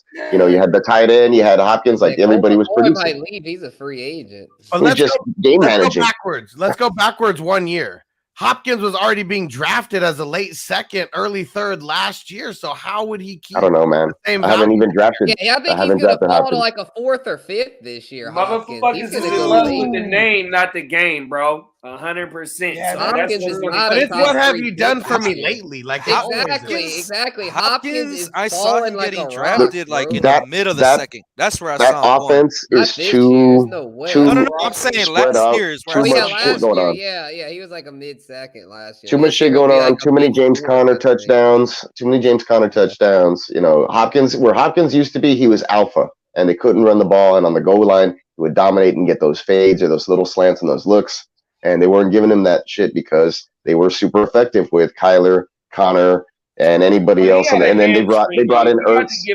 His touchdowns went up. You got to understand. Actually. This is his first time he ever got injured like this. Quarterback proof for damn near his whole fucking career where he except for where Brock Osweiler. He wasn't injured. No, that's not true. He still balled out. It wasn't as good. It's probably his worst year. You got, huh? No, I was gonna say no. He always balled out. Yeah. Oh shit. 100%. I want to give you one example after Guccini's point here. Go ahead. No. All I was just saying is that up to last year he was damn near quarterback proof, and he had a hamstring. You know what I mean? If you go look at his fucking stats, his whole fucking career is probably only one season prior to last year where he hit for a stack in like 100+ targets. 6 to 8 TDs. You know what I mean? Didn't he have like the longest streak, but like without like a drop or some shit like that? Yeah. Because he possesses the Force. He's Nuke Skywalker. His ultimate play was at home. I remember versus the Dolphins in like 2018. Was the only 2 years where the motherfucker didn't do nothing. If you go from his second year to whatever it was before last year, he balled the fuck out, bro. But that's why was an injury. But that's why I think. I mean, we're talking about him being with the best quarterback that he's ever been with. He's getting. Dude, but this what happens in year 3 or 4. All these guys who go vegan. I swear. It's like Arian Foster. Like I could just keep going down. Will Fuller. Like keep going down the list, bro. We're in a startup draft right now. Me and Bogey and a whole bunch of other savages. He got drafted. I mean, this is Dynasty though, so I mean, Steezy grabbed him up in what, the 5th? In the 6.8 as wide receiver number 8. But that's Dynasty, so he would fall a little bit just because of age. But I mean, still, even if we give him, let's say he goes up a round or two, and bullshit going on at the time too, because this is a slow draft. So like this was like a week ago when he drafted him, and a week ago, I'd be scared too because Kyler Murray deleted everything off of his Instagram and was gonna not be traded, and then I'd have been like, Kyler Murray is a crybaby, bro. Based off him taking his ball and going home, he didn't wipe himself up of all the Cardinal shit on his Instagram. He's just trying to play a tactic to get paid early. Kyler Murray still got his 5th-year option coming up. He want to get paid early. You know why he did that? Because that's exactly what Hopkins did in Houston, and then he got traded. But what has Hopkins done in his career? We didn't see Kyler Murray fizzle out after week 8 the last 2 years. Yeah. Like I just seen a thing. I'm just seeing a thing with these guys. They're like, "Hey, give me more money," and then stuff. And once they get paid again, it's like sometimes they don't. I'm saying Kingsbury is really where I'm trying to point it at. You know what I'm saying? I'm saying I ain't buying his offense, bro. I like that play calling. We're gonna bring this shit up again. Kingsbury told on himself that he's fucking up. He went on the Pat McAfee show and said that he fucked up by not changing the scheme after Nuke went down. That shows you how dumb he is. Yeah, he admitted and they gave that motherfucker a contract. He really did though. That's the GM, man. That's a losing organization. They just don't get it. It was after he got the bag that he said all that. He's like, I guess now I can let the cat out of the bag. Yeah, I got my bag, so I'll let the cat out the bag. And then again, he's probably thinking to himself, the Cardinals are fucking idiots. I'll take advantage of this shit. And listen, I'll lose. I'll have some 8-9, 9-8 seasons during this little deal, and I guess they'll just keep giving me more extensions. And the cold thing is, you got to understand, they didn't went hot at 8-0 in the last 2 seasons, bruh. And they didn't fizzle the fuck out, right? I know, yeah. They went from looking like the best team in the NFL where it's just not working, bro.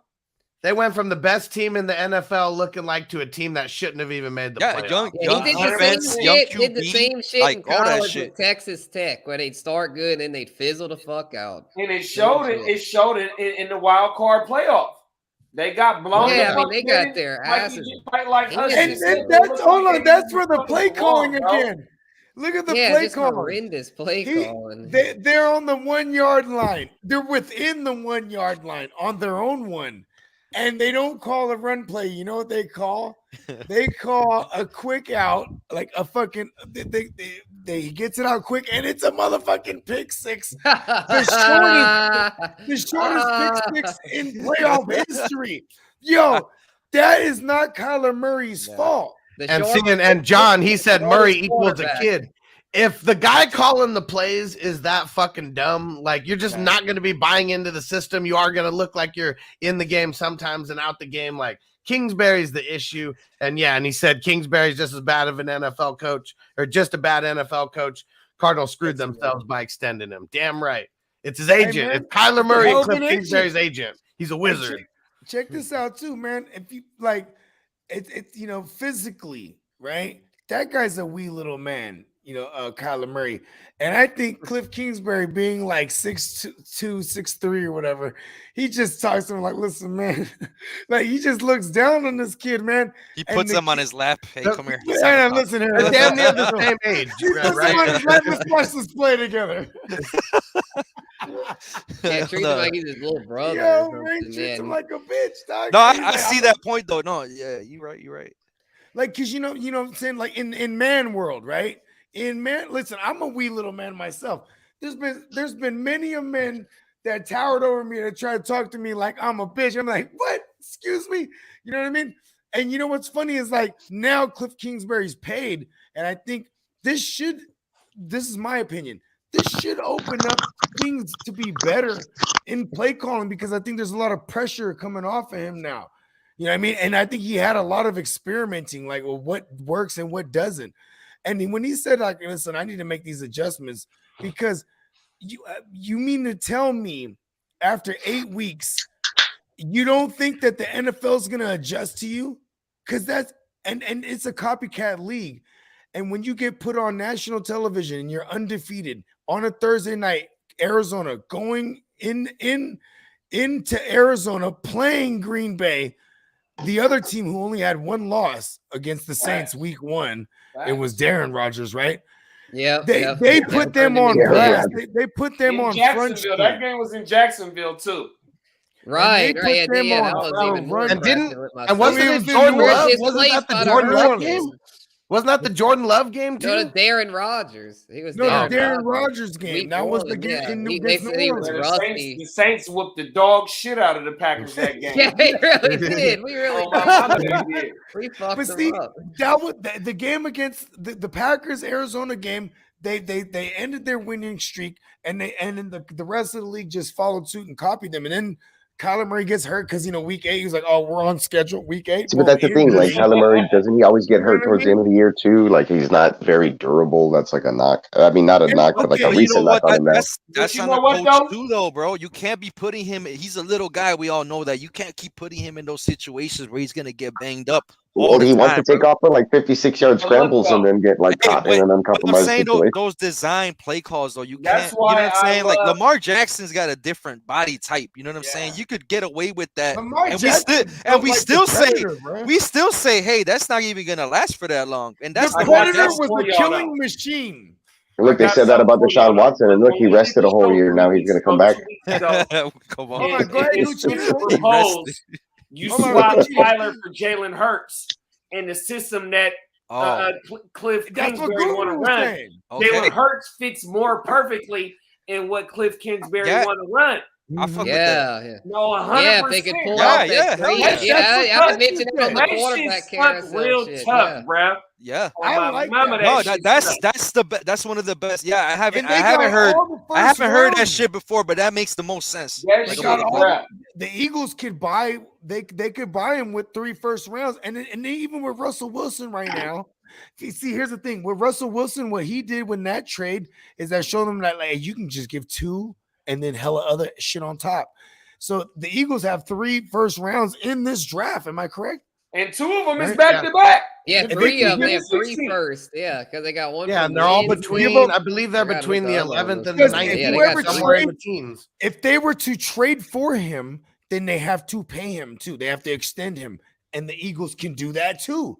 But and this is where Kyler Murray has no say because there is no trade clause for Kyler Murray. You know what I mean? Not at all. NFC though. I don't know. Hey, he loves playing in Dallas, bro. He gets to play 1 game in a year in Dallas, and he'll own shit because Kyler Murray is undefeated in Jerry World.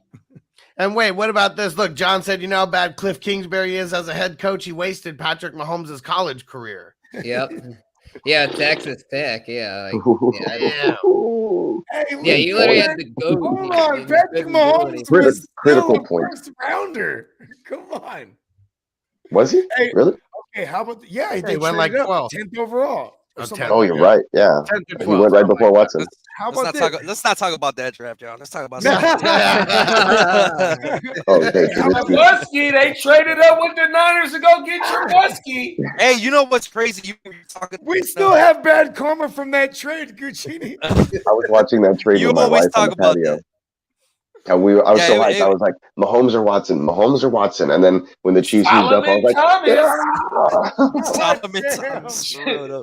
man, just imagine if Peacock and my Saints would have taken Watson with pick 11, then y'all would have got none of them.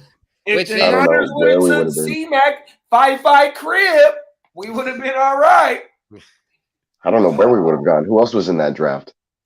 Who was the next? Oh shit, I can't remember now. Deshaun Kaiser, I think. Yeah, Deshaun Kaiser would have been the next best option. Notre Dame, right? Yeah. Wasn't that it? Yeah, because after Watson and Mahomes, there was not much left. Dude, you know what? I didn't think that. Like, I was like, we're gonna get one of those two. I already knew, like, for months. I was like, it's gonna happen, you know. So. Yeah, the Browns took Kaiser. Oh, it could have been Nathan Peterman. He was in that draft. Oh no way! I don't know if he was on the radar. Wow, that's crazy. Blake, Nathan Peterman. Blake. He John Gruden's favorite quarterback, Nathan Peterman. You're right, right? Blake. Yeah, Blake does I bet Peterman was really pissed when Gruden got canceled because he was like, "Fuck, I'm gonna be out of a job now." Gruden's the only guy that would believed in me. He's like, you know that guy? I tell you, bro, that guy's a grinder. He's like, that Nathan Peterman kid, bro. He racist throws a Rudolph pick 6 like none other. Racist Rudolph. Okay, let's talk about that. Are the we haven't talked about the Steelers at all. Are the Steelers? Yes, they're in the market for quarterback. Steelers aren't going to bring back Juju. He's gone, right? So the Texans could sign him. That's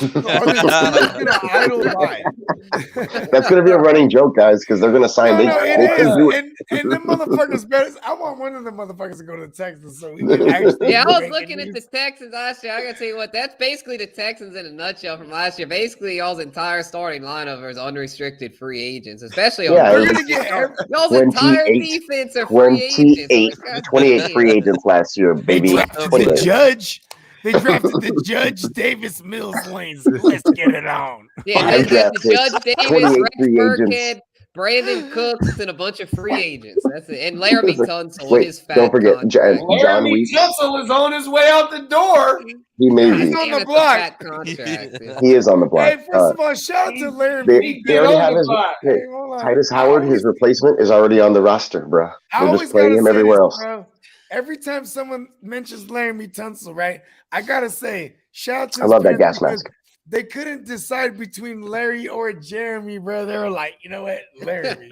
hey, that's like the movie Lee and John. Lee John. I forgot the name of the movie. First Sunday.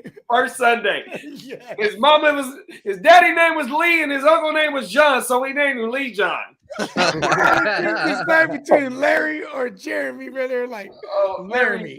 Laramie Tunsil. Oh man. Fucking Holy, that's hilarious. Love it. All right, Laramie. Before we gas mask, boy. I Gas wonder if he was mask smoking Reggie if he had some good weed in that motherfucker. Look, bro, dropped his stock. He got picked up by Miami, and because of all of that, he was traded to the Texans eventually. It was just ended up happening that way. We can't smoke the Reggie. We can't smoke the Reggie, that's for sure. Listen. Hey, we're gonna go. We got one more segment. And we'll close this thing up. And I just made this segment up right now because it's actually to promote the circle debate tomorrow. You know what I'm saying? Live 4:20 West Coast time, 7:20 East Coast time. Whoa. One of our debates that we're going to talk about is the free agency frenzy wish list, man. What we're gonna go around the horn, man. I wonder, what do you guys want? What do you guys wish for free agency, right? Whether it's your team or whether it's, lay it on me, man. What do you guys want to happen? Let me jump out the window first. Go, let's go, bro. Give me J.C. Jackson. Ooh! Someone hit the bell. Damn. Hit the bell. It's like, Give me boom, J.C. just Jackson give me one of the now. most sought after defensive back. Cap space up to make him one of the top 5 paid at his position. What's his going rate right now? He said he wants to reset the market. So I think wherever he goes, they're gonna have to come up with those dollar bills. We got to come up with a little bit of chalupa. 49ers are paid? What is it? the front runner right now, the though. big We chalupa talked about box, that bro. earlier.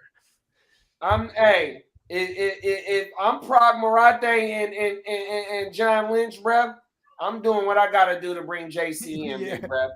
100%. And that means that fucking Garoppolo is going to Indianapolis for the Lolo to get rid of his contract. I'm paying Warner, I'm paying Bosa, and give me motherfucking JC. And we gonna run with the young bull. Lance? Yeah. 100%. Yes. That's why we drafted him, so we can do these things. I need Lance JC. Lott. I need JC in the building I right like now, that, bro. Give me Jesus Christ Jackson. Jesus! What's the wishes Where do you think list? Garoppolo What's goes? the He wish starts delivering pizzas? Whoever gives us He's the first Italian. He making the pizza. He's ain't forget about it. He does the real pizza. Forget You throw it about in the it. air. You throw it in the air, the dough. I still think he's like Greek or some shit. I mean, he's so Uncle cool, Jesse's. He's Uncle Jesse's estranged son, bro. Uncle Jesse. Stamos. That's why he came to Frisco, man. Jimmy Garoppolo Stamos. He's trying to find Napoli. Fullest house. You know he taught him all those tricks to keeping the hair all shiny and everything. You already know that. Have you seen Jimmy Garoppolo's hair, bro? Hell of a head of hair. I have not. Actually, I haven't paid attention. It's like Jimmy Johnson's. That shit don't move. Oh, Jimmy Johnson, classic, bro. Classic Jimmy head of hair. Johnson sold hella hairspray, bro. I swear to God. Fuck yeah, dude. That was the 90s. Like, he was like a suave representative or some shit or whatever Hey, it he is. was like 6 feet tall, but it was all hair. What's that? What was that? Aerosol spray? He What was the fuck really was that? 5'2", but the hair was like 100%. 6'3". And then he came up with the most annoying catchphrase of modern times. How about them Cowboys? How about them bums? How about them Cowboys? Everybody on this panel was like, see, I know what I'm saying when I say it's the most annoying shit ever. First of all, people always troll me like, oh, you said this and that, you're a Niner. And this, like my man Tino earlier is like, yeah, you were talking some shit. And there was a comment that says, fuck 49ers. I'm going to crop that. Well, yeah, do that. And then, but see, I do this shit on purpose.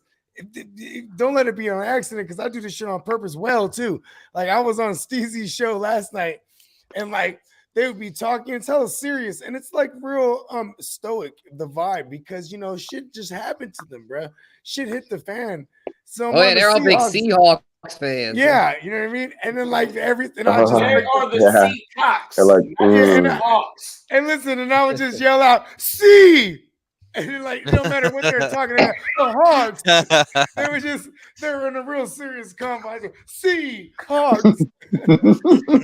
It's just like, and then someone, hey, listen, I was lighting that chat on fire, bro. Bro, like I'm way down here like a Mexican. The animation right now after that trade is down about 5 points. 10 the points morale right is now. down.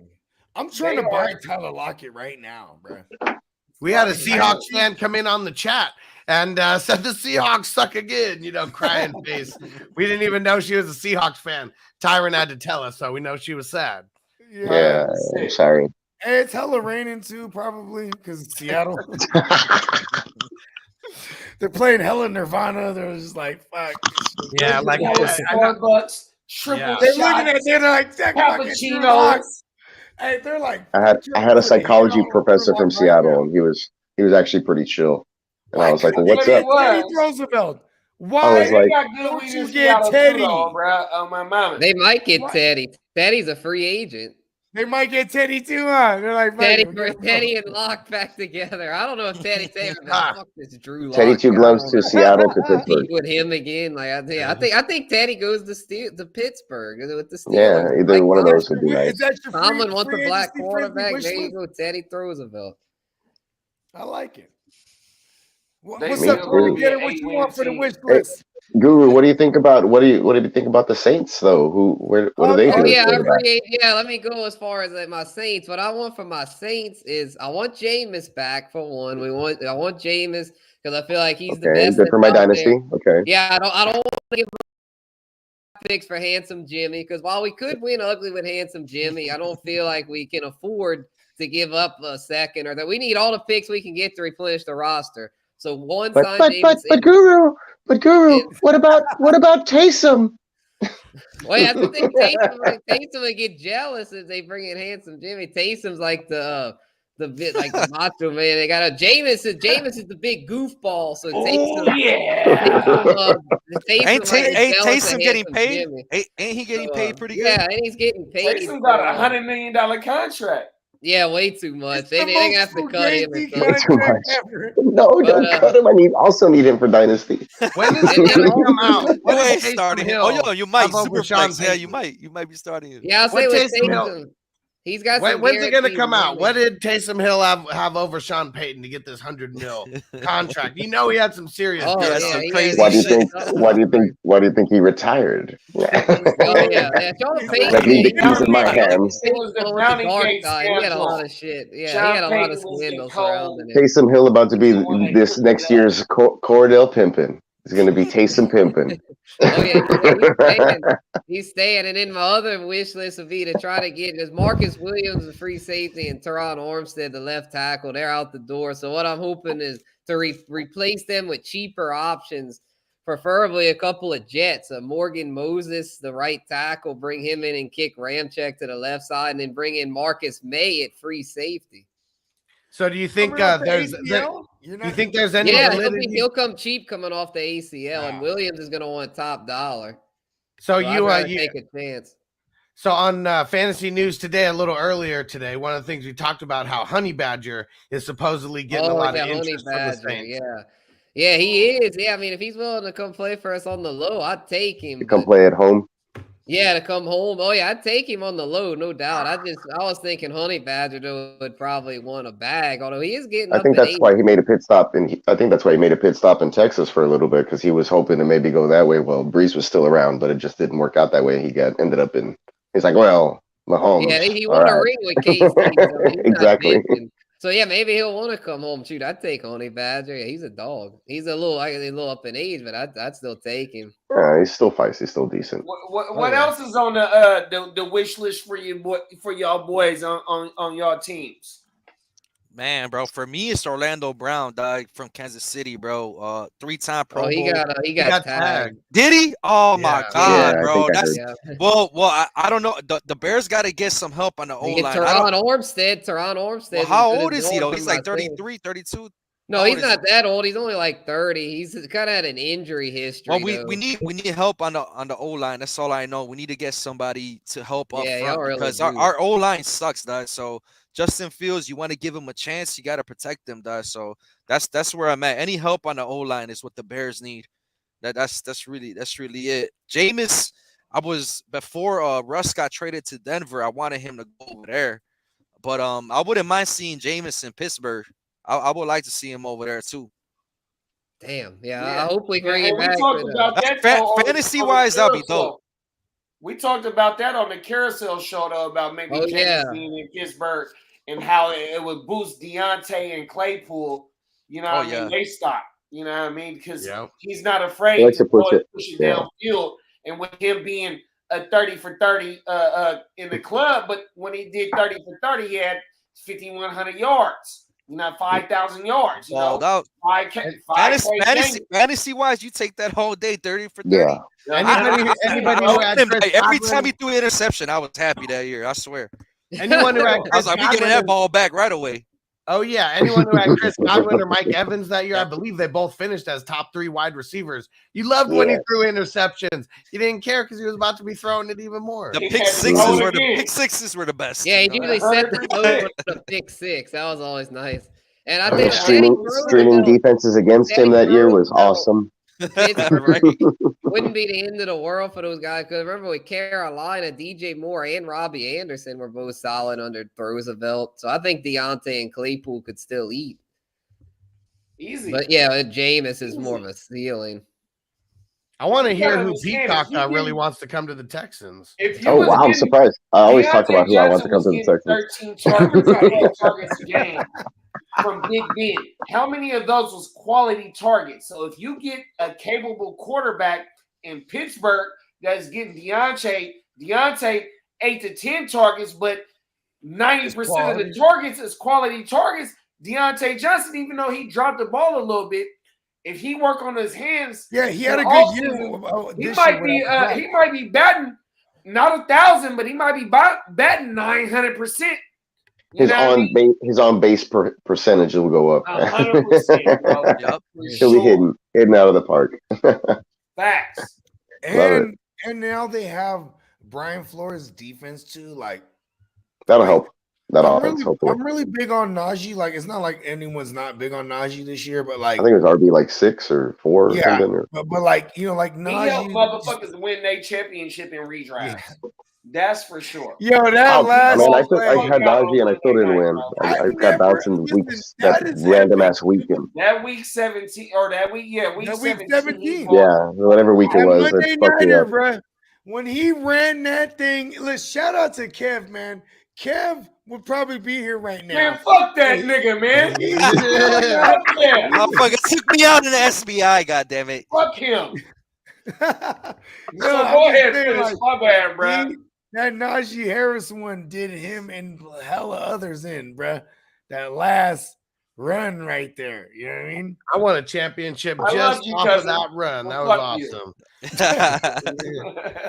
All right, here's my big one. Here's my big one. This is what I really want to see. And not a free agent. This is going to be a little bit quicker than yours. I'm sure you got a long. Yeah, I'm sure. Yeah, okay. No, not really. I want to see Deshaun Watson go to the Tampa Bay Bucks. Nice. I want to see Deshaun Watson go away from Houston somehow. So just like we need picks and Mike Evans. What does Houston want? They want 2 or 3 first rounders. It depends. It depends who's offering what. I think it initially it was 3, but it depends if they go if you give them 2 firsts and 3 seconds plus 2 players, 1 on each side of the ball, then they'd probably take it. It just depends on what the package is and what they're getting with it and what they end up having to give up with. Whatever the best offer is, because there is going to, and where Watson's willing to sign off. He's got to accept this trade too, right? He's got to. Yeah, but I think he has. I think he doesn't want to play there, and he doesn't want to sit another season either. He'll go anywhere, pretty much. I think once this stuff gets cleared, he's going to plead the 5th in his depositions this Friday, so day after tomorrow. I'll plead the 5th. That's the thing, though, bro. If you look at the way that this shit has been going on for the last year, if anything criminal came to light, it would have been came to light. So so he's not going to self-incriminate himself. He's going to plead the 5th and get done with it, bro. It's Yeah. all civil. That's why he was trying to pay him off and be like, here, just hush up. Settle with none of these brides. Hey, you know what people love? Money. 100%. I'm gonna I give think you he some got- of this money. He got like almost all of them to settle except for like 4 of them, and that's why he's having these depositions Hey, going no, right now. I But think once, those Yeah, are the what was right it like? ones. 16 how many- out of I was 16 just out of about to 20 or say. something. How many? yeah. So the rest of these are Been the ones hard that at are in work, man. deposition That's a right now good together. ratio. He has a good attorney, dude. I know his attorney, and I know the law office also that brought up the stuff against him. So It's so awesome it that was we enough. have boots on the ground because Peacock's always been like, not only is he a Texas fan, so he would know, but like he's like in the he's like in that field. Bro, I said like last year that we wouldn't know anything until February, and it's already March, so I'm already like behind on that as far as that And the prediction whole was. thing is with us not hearing none of this shit, the criminal shit is what I was worried about. Because when it's criminal, that means you got to go sit your motherfucking ass down for a minute. Mm-hmm. But anything civil, I'ma make it rain. Yeah. Yeah, he's going the OJ route. You know what I mean? 100%, bruh.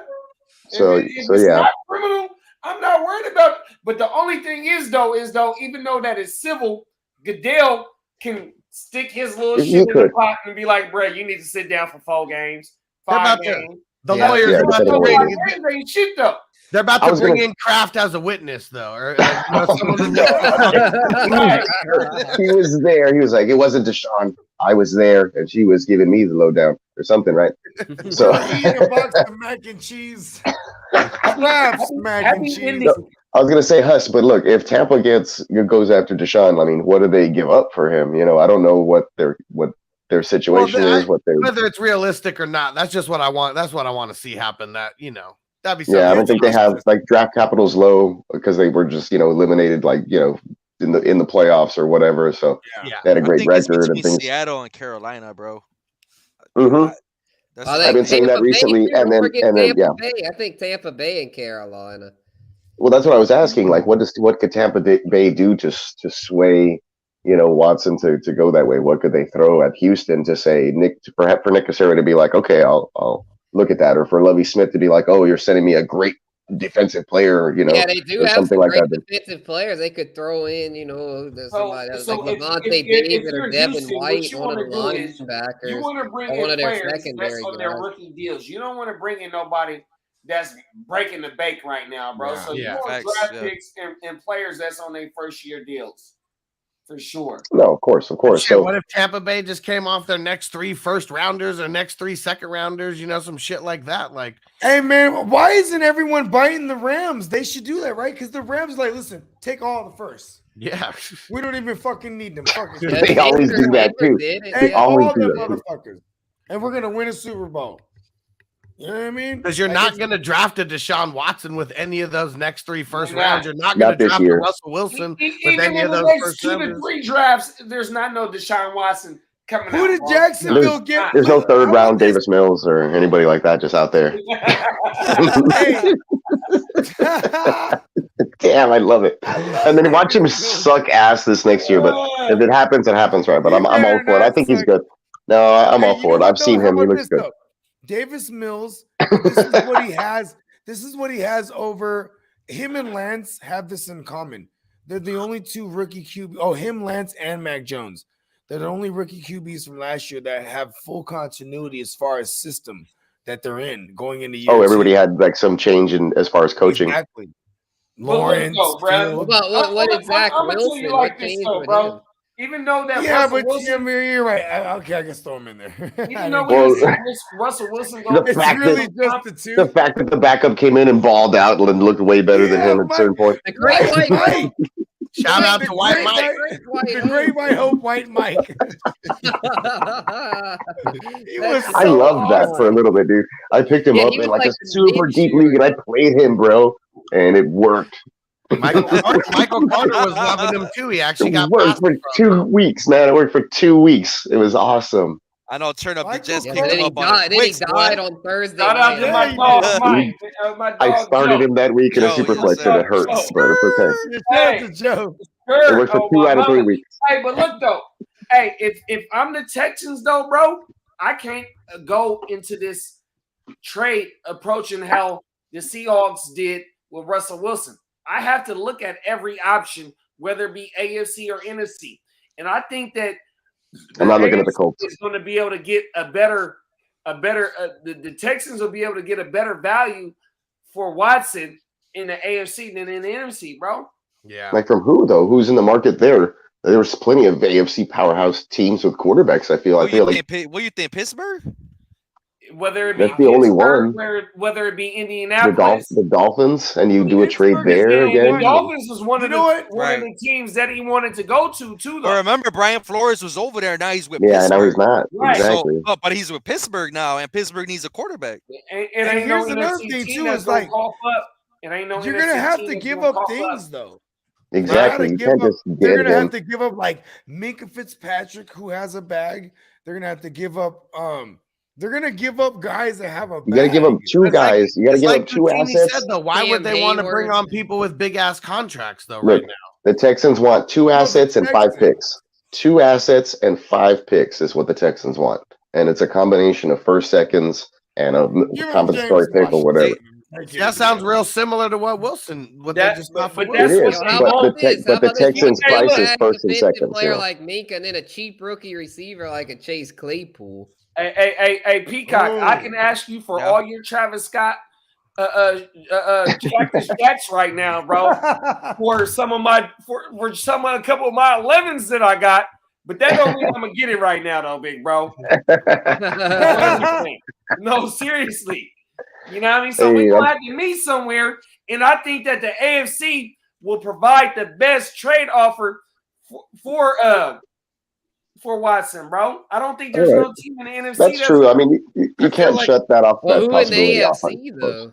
I feel like Seattle with those picks they just got. I think they probably. I like that. I think they got the upper hand.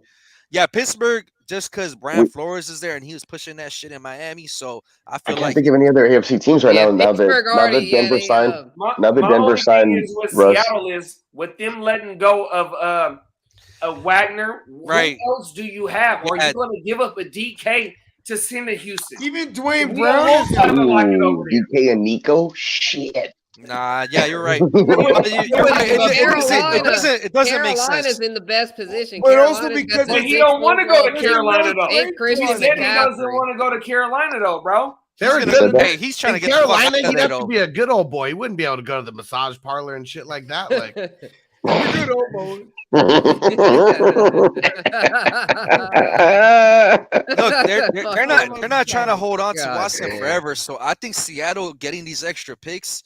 I don't know what the fuck Pete Carroll and Snyder want to do. I don't think they want to rebuild, crazy. Bro. No one knows what. But that's what I'm saying. Like I don't think they like, bro. Like Pete Carroll rebuilding. Like I don't see him. I don't know. Shit don't make sense to me. Seattle is though, bro, is that they getting the top 10 pick from Denver this year, a top in the second round, a top 10 pick. But other than that, what else do you got to offer from Seattle to switch to get? I don't know, bro. Because their team's pretty bad now. Let's keep it real. Yeah, their team is trash. The Broncos won that trade. Then a motherfucker. What's up, J Love? Dude, picks Dwayne Eskridge, Rashad Penny, right? Picks Dwayne Eskridge, Rashad Penny, and a defensive player. Fuck it. So they'd have to re-sign Penny, right? Because he's an unrestricted free agent. Oh, is he a free agent? Shit. He didn't pick up his 5th year. Yeah, so my only thing is Houston nobody have to lower their expectations. Okay, look. It makes more sense in Carolina though. Like Spencer said, because they got that defense is decent as fuck, bro. And that offense ain't bad at all. I know there's them rumors about CMC probably getting traded. I ain't buying that shit. Like if they get he's not going to Houston, I'll tell you that. They're not going to trade for that. Houston won't trade for CMC. You almost broke into the talk about CMC. I'll tell you this, bro. I'm shipping his ass out for Watson right now. This shit ain't happening. Hold on, all the people that the cock has wanted. What you say? You don't want CMC? What? Hey, if I'm the GM for the Panthers, it is going to take CMC in a deal to get Watson. Gone. Easy. Yep. I don't know. I mean, we'll see. I mean, would I be happy? Maybe. No, you'd be happy with that, bro. You know why I'd be happy? Because we'd have Rex Burkhead and and CMC, dude, and be like, oh, but dude, but check it out. But like everybody else, the most black coaching staff. The most black coaching staff with the white running backs, bro. The white man is doing the dirty work on this one. Right? I'll link him to the Panthers though, for real. Might have the tables the turned. most. That makes You the know most what? sense. I would love that now. All of a sudden, now that I pictured it, because they signed Rex to a 1-year deal, and then he's the guy who can help lighten the load. CMC and handcuff him with Sexy Rexy. I would do Fuck yes, dude. You could probably play him. Hey, you could probably play them both in DFS. Man, you need that handcuff because CMC now locked to miss 4 games plus. So, Yeah. I'm just saying, you could probably play them both in DFS. Hey, you ain't fucking with CMC. No, I'm not fucking with CMC. I don't want CMC in Houston. Early in the AM this morning. Dude, I have him on a team, and I was like, you know what? I'm glad I still have him.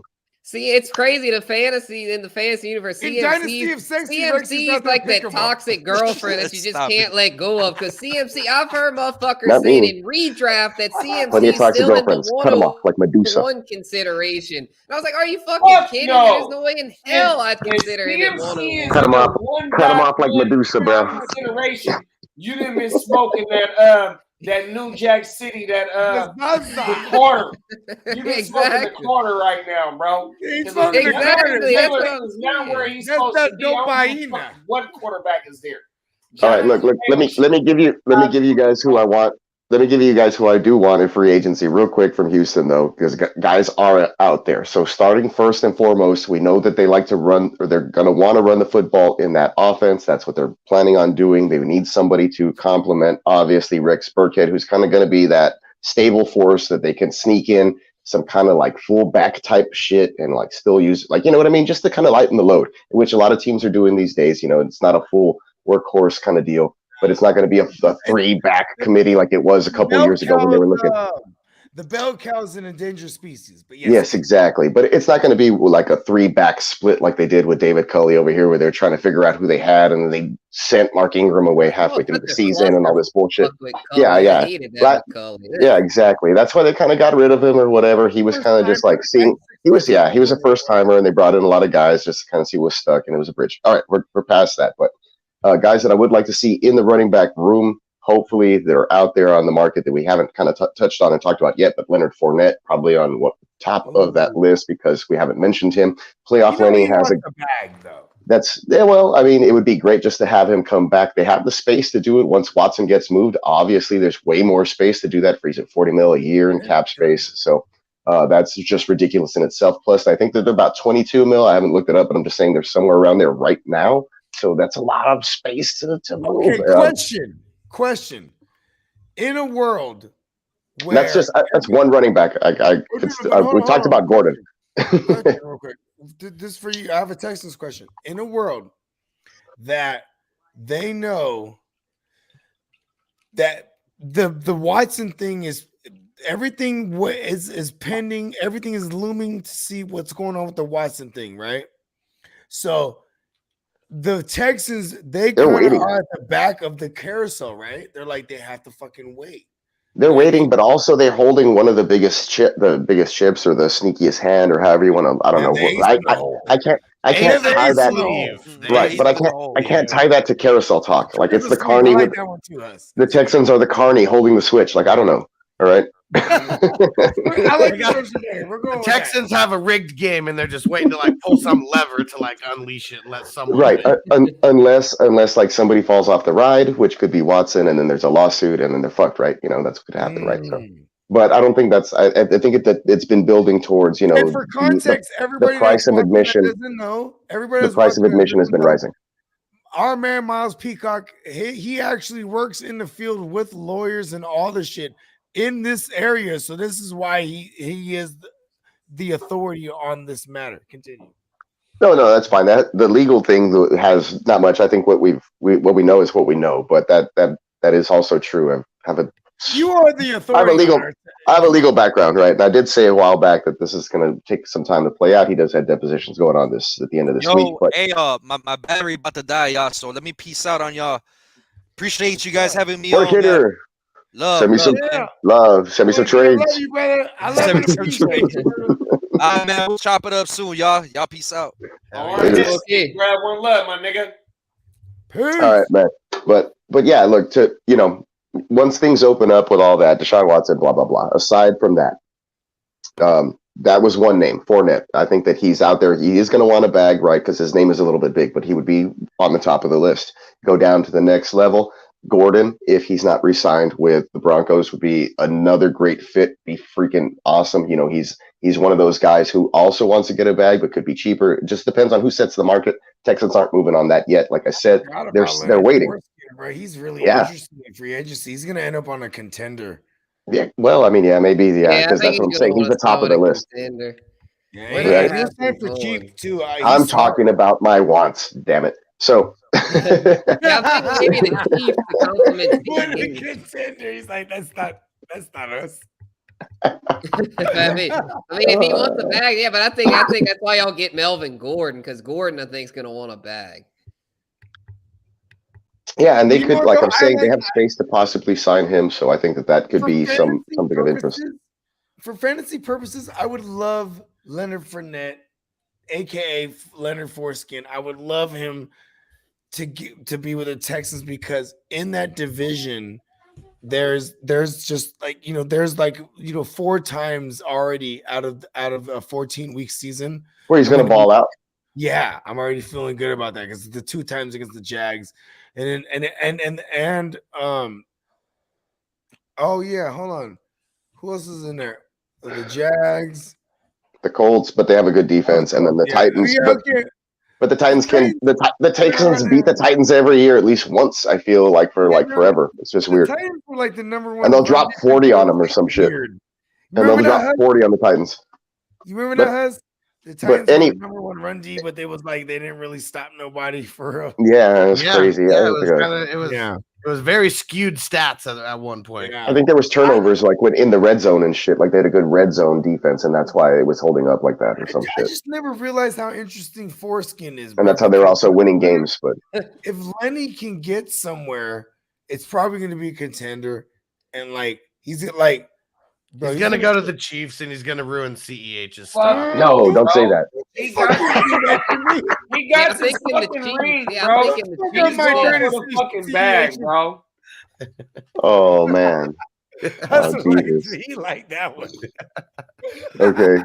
Anyway, so those were like my top 2 as far as running back. Other than that, then they can definitely draft somebody on day 2 with a number of picks they have, or some picks that they can get via trade from Watson. So I'm going to move off the running backs. Other than that, like any other running back wouldn't be a big name splash. Going over to receiver, they already have Nico Collins kind of prepped up to rise up. Plus they have Brandon Cooks, who they're kind of trying to build the offense around, which is smart because he fucking balls out. Like anytime he touches the ball, it could be a screen, it could be a slant, it could be an out route. He makes one guy miss and he's down the sideline, and he's just, he's scoring 13 touchdowns, and he has another 1,000-yard receiving year, and it doesn't matter who's the quarterback. Hold on. No, I don't know, but I'm just saying, like, he didn't have that. No, I'm just saying, like, he could. I want to overhype this myself. Hold on.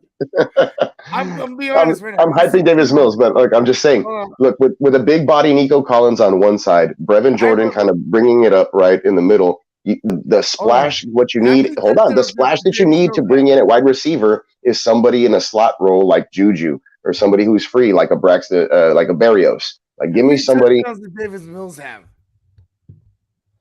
He probably threw 13 last year or 16. Okay, yeah, he's going to 28 this year. Let's go. So, and in 11 games, I can't remember, 13 to 16, something like that. I don't know, because I know he had like 10 interceptions, so I think he threw like 16 touchdowns. But yeah, so you need a slot receiver there to fill in that gap. But they do in that offense. We already talked about it. They like to run the ball, and it's tight end heavy. So you have Brevin Jordan there, but you're going to need to bring in somebody else. Since I wanted David Njoku there, but since I have Brevin Jordan everywhere I can have him because Miles told me it's tight end you. Miami's tight end you, bro, and he's the guy there right now. But they need to bring somebody else in there. It'd be beautiful if they brought in somebody like Mike Gesicki. I doubt that's something that they would do. He got tagged. Yeah, see, there you go. So did Dalton Schultz. Yeah, Dalton Schultz got tagged and Njoku got tagged. So you could bring in Evan Ingram. Oh God. Hey, so Garrett Cook. He's What- up, So- Greg. Mo Ali. House. There's room to bring in a tight end. There's room to bring in a tight end via trade. Like I said, there's been some tight ends on the move that we just saw in the last package that Hey, came the through to the rumors right now Seahawks. for Evan Ingram, they talking about there's a lot of teams interested. Gerald in, Everett, he's a free agent. They only had Gerald him Everett's one interesting. year. Yep. You know, and I feel 1 like the year Texans deal. would go. Will I feel like the Disley, Texans. he's a free I agent. like G-Eazy. I feel like the Texans would go the cheap route that way. Listen, I punted tight end in a lot of leagues this year, and like in 2 out of the 5 leagues that I won. Oh, actually 1 out of the 5 that I won this year. I had Gerald Everett, so he's part of the fraternity. I fucking love G-Eazy. Hey, shout out to Gerald Everett. Hell yeah. And then, on the defensive side, I guess the biggest thing would, of course, also be like a huge splash to bring in somebody like Jackson, like the way Guccini let off. But I doubt that the Texans would do something like that at this point. I think Caserio. I think there is ties. There is ties because Caserio is obviously there, in New England during the course of at some point. I think the Texans. You know what the career, Texans are going to do? I think what they're going to do is they're going to home grow from here on out because they got Lovie Yeah, Smith. I would love to just re-sign Justin Reed if they could, and he's voiced that he would like to stay in Houston as well. They're gonna get these picks, bro. They're gonna turn ship around in a bad division. And they love Lovey. It's always been a bad division. How do you think Bill O'Brien won so many fucking division titles? It's always just been bad, and everybody's like, all these other teams are better, and then they end up like losing, and the Texans win, and it's And also, with that point being said, the Colts shipping out Carson, even though they was 1 win away at the last regular season game of being in the playoffs, they didn't even make the playoffs, bro. The Titans, they was the number 1 seed. And what happened to them in the first week of they playoffs? They were the worst number 1. They were everybody was saying last year they were the worst number 1 seed in the history of the NFL. They were a pretty weak number 1 seed for sure. So that's what I'm saying. Like, despite these guys or these teams up in here, they were a bad motherfucker, bro. That's a badass motherfucking team. They lose Derrick Henry, they still become the number 1 seed, but it was also because the schedule and the division. Yeah, Mike Vrabel give me money. He's a really good head coach. I've been watching too much. I've been watching too much old school Lovie Smith hype videos. I saw him like at a charity thing, fucking knocking down a 3-pointer, like at his old age right now. So I'm just like, I'm hyped about Lovie Smith being the coach. Hey, I call it Pop Pop. 2 weeks ago about how Lovie Smith was still in Illinois, and he was around the college kids, and they was bringing that life into his motherfucking ass. Yeah, Pop Pump. He didn't have a great record over there, but I mean, it's college, so it's a little bit different, But he's had a good life though. Yeah, and he has experience. His son Miles is a defensive coach on the team. I think he's with the linebackers or the linemen. I don't know. Hey, he'll at least be an upgrade over Cully. I think so too. Cully was too much of a nice guy too. Like, yeah, everybody's doing a good job. Let's clap. I don't know. Hey, but he was so happy to get a job. He was just like, I'm great. It's so good to be here. Lovey These guys are so passionate about what we're doing. These guys. Yeah, Lovey's got that bravado. Lovey's done it before. Lovey's. Lovey Smith, if you ask Lovey Smith. Lovey walks into the room and he's like, look, man, our men are going to come here. They're going to work. Right, Guru? Like, hey, look, if you ask Lovey Smith, he's talking about they're competing this year. Oh yeah, he's like, why not us? Why can't we make a jump like the way the Bengals went from 4 wins to Super Bowl? That's because he's done it before too. Hey, you have to understand. With Rex Grossman. He had Rex Grossman. With Rex Grossman, he has Gross in his name.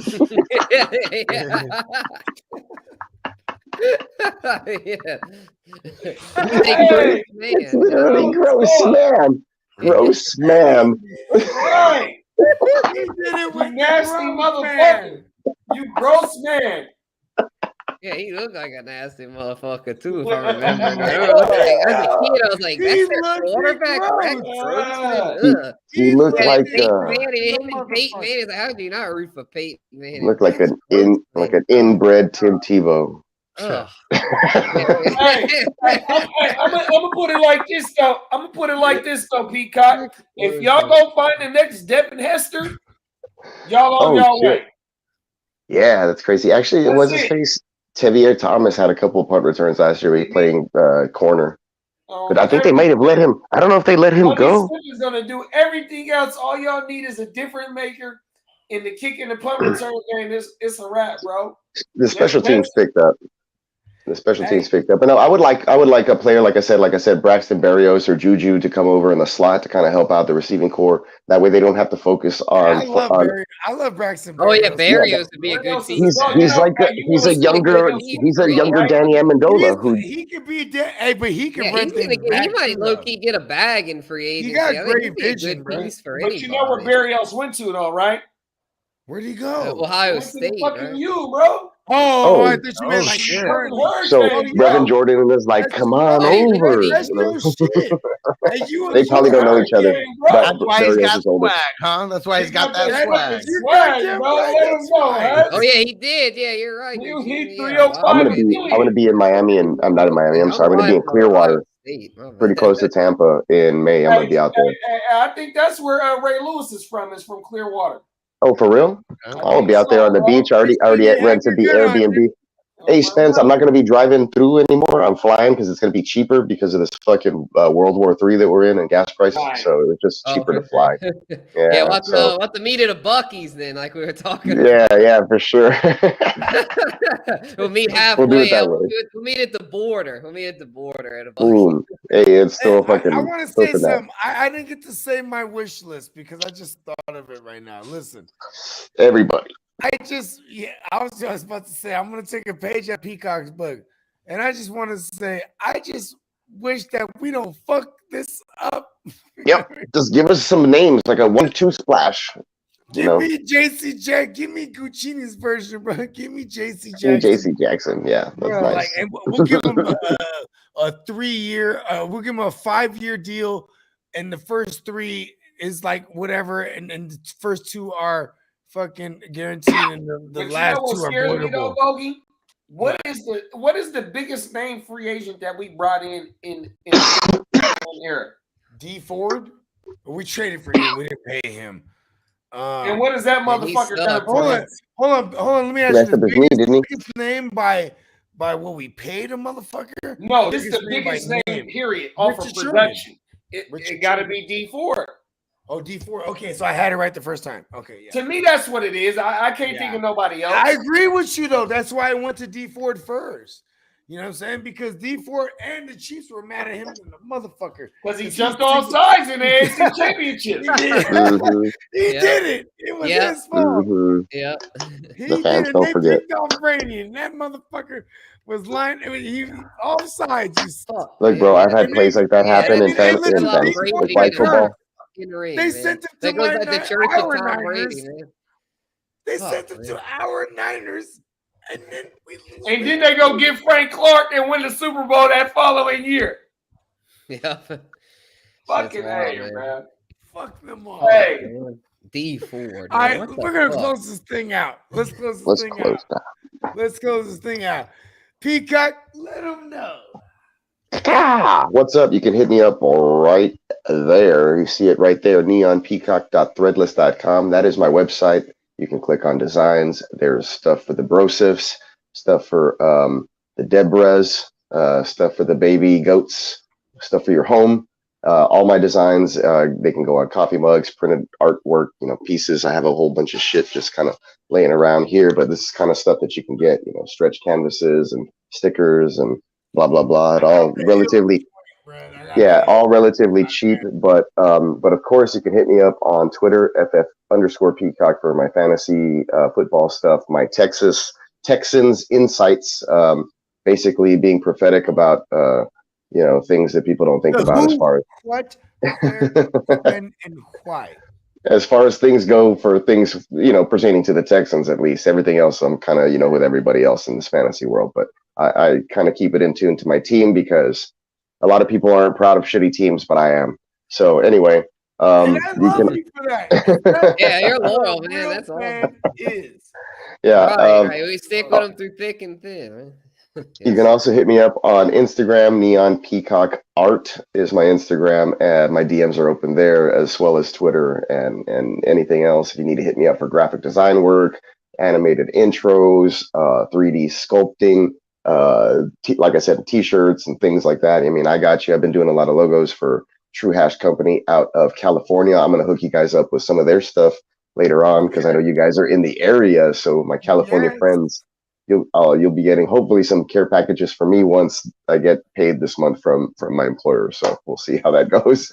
But lots of exciting stuff. I've been doing a lot of graphic work, so just go ahead and check me out. I'd really appreciate a follow. You know, that's one way to help me out. So, you know, go do that. Guru.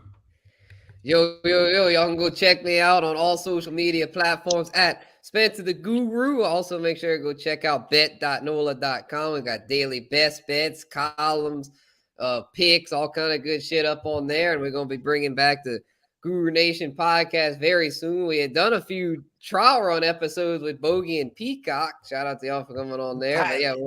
But yeah, some pilots, but we're going to make it a regular thing here in the next few weeks. So yeah, y'all go get it down. We got the draft coming up. We'll have scouting reports, free agency recaps, then Startup Dynasty. Gonna be starting up a Dynasty League this year. So we'll be keeping y'all abreast on how that goes. So yeah, y'all go check it all out. That's Spencer the Guru. We live, we lit, we ready to roll. Hell yeah. I get those betnola.com emails quite often. So.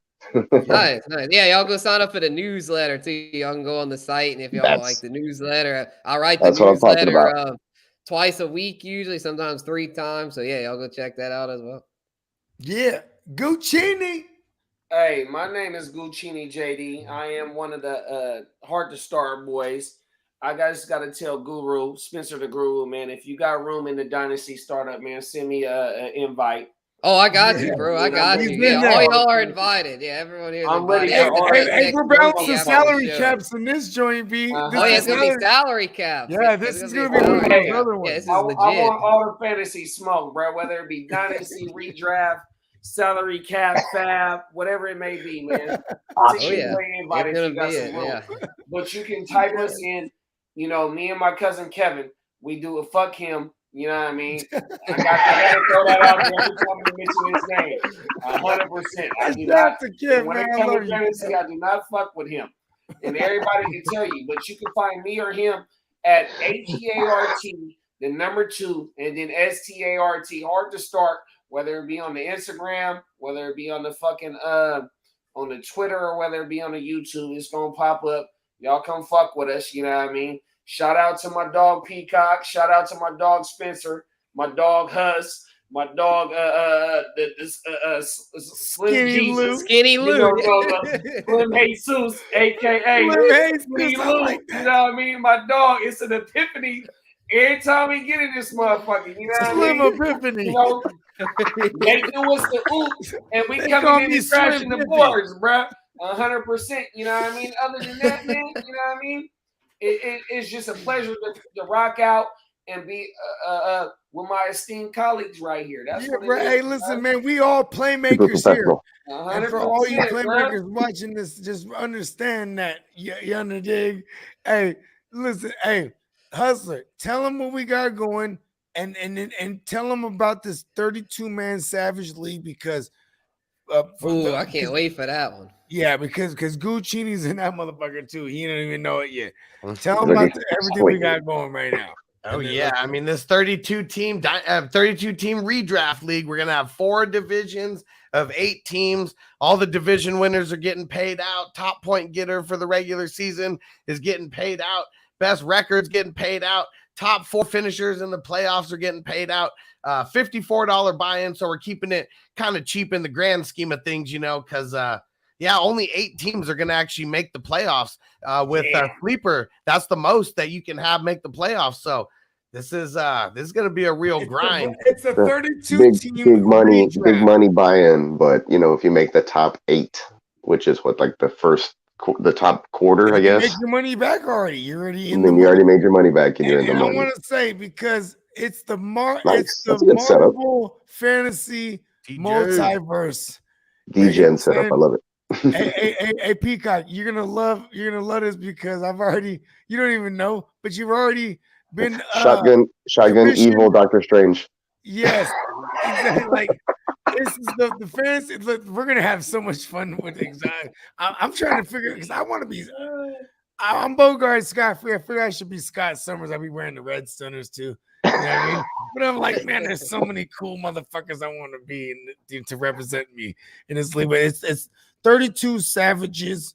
You know what I'm saying? We're gonna turn this into a bunch of content. So what our goal is, get a bunch of content creators, get some people talking about it a little bit on their channels, have a weekly recap where we bring on different people, who are going to be facing off against each other, weekly, get some shit talking going, talk about who's in the tops of the league, power rankings, all that type of shit. And it's going to be, I would say at least half of the people in the league are going to be content creators, if not more than that. Cool. Yeah. So be on the lookout for that. You know what I'm saying? And check us out on FNT on Fridays. Definitely tomorrow night. Check us out on the Circle. You know what I'm saying? It's our fucking back to defend the title tomorrow. Yeah, listen, he's my man. Enter the guru, the reigning champion on the Circle. The two-time champ. It's like I'll look up the questions and maybe like prepare for the first 2 rounds this time. Hey, listen, the cock is coming back. You're the inaugural champ. It's like you can never like do any wrong because like no one can take that from you. But listen, it's I'm gonna hang my hat on that the whole time. Like it's like the first ever. Yeah, we got the 2-time champ, yours truly, the 3-time champ up there, Skinny Lou, and then the inaugural champ, the cock. There you go. So, those are all titles you can just hang your hat on. You know what I mean? Damn right. Hey, Guccini, this is the joint, man. We do this one every Thursday at 4:20 West Coast time. I know I know that's when you're doing trabajo. You know what I mean? That's work time. But one of these days, if you ever get free, you gotta come to the arena. Because this one is one of them ones, you know what I mean? Step into the square virtual circle. That's right. Yeah, because I know you as a fierce. I've lost to Guccini on a battle or two. I ain't gonna lie. He's a fierce competitor. You know what I'm saying? And so check us out. Thursdays at 1:20. No. 4:20. 4:20. Yeah, 4:20 our time? 420 West Coast. Yeah, we do this every Thursday. 4:20 West Coast. Okay. We're about 7. I think it's 7 or 8. We're going deep on this hoe.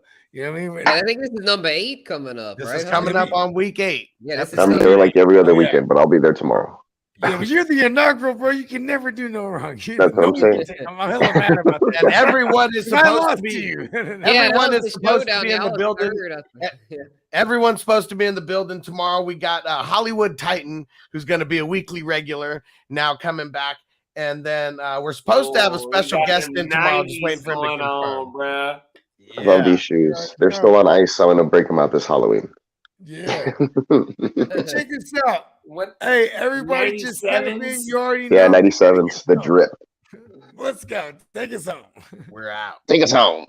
Hit him with the run pass option. I run shit or I shred from the pocket. I'm always shopping, I'm always copping, and always pray I'm falling like leaves an item. Hey, what could I say? I make plays every day. Catch me with a thick one, make her pay what she weigh. And then some. Welcome to my kingdom.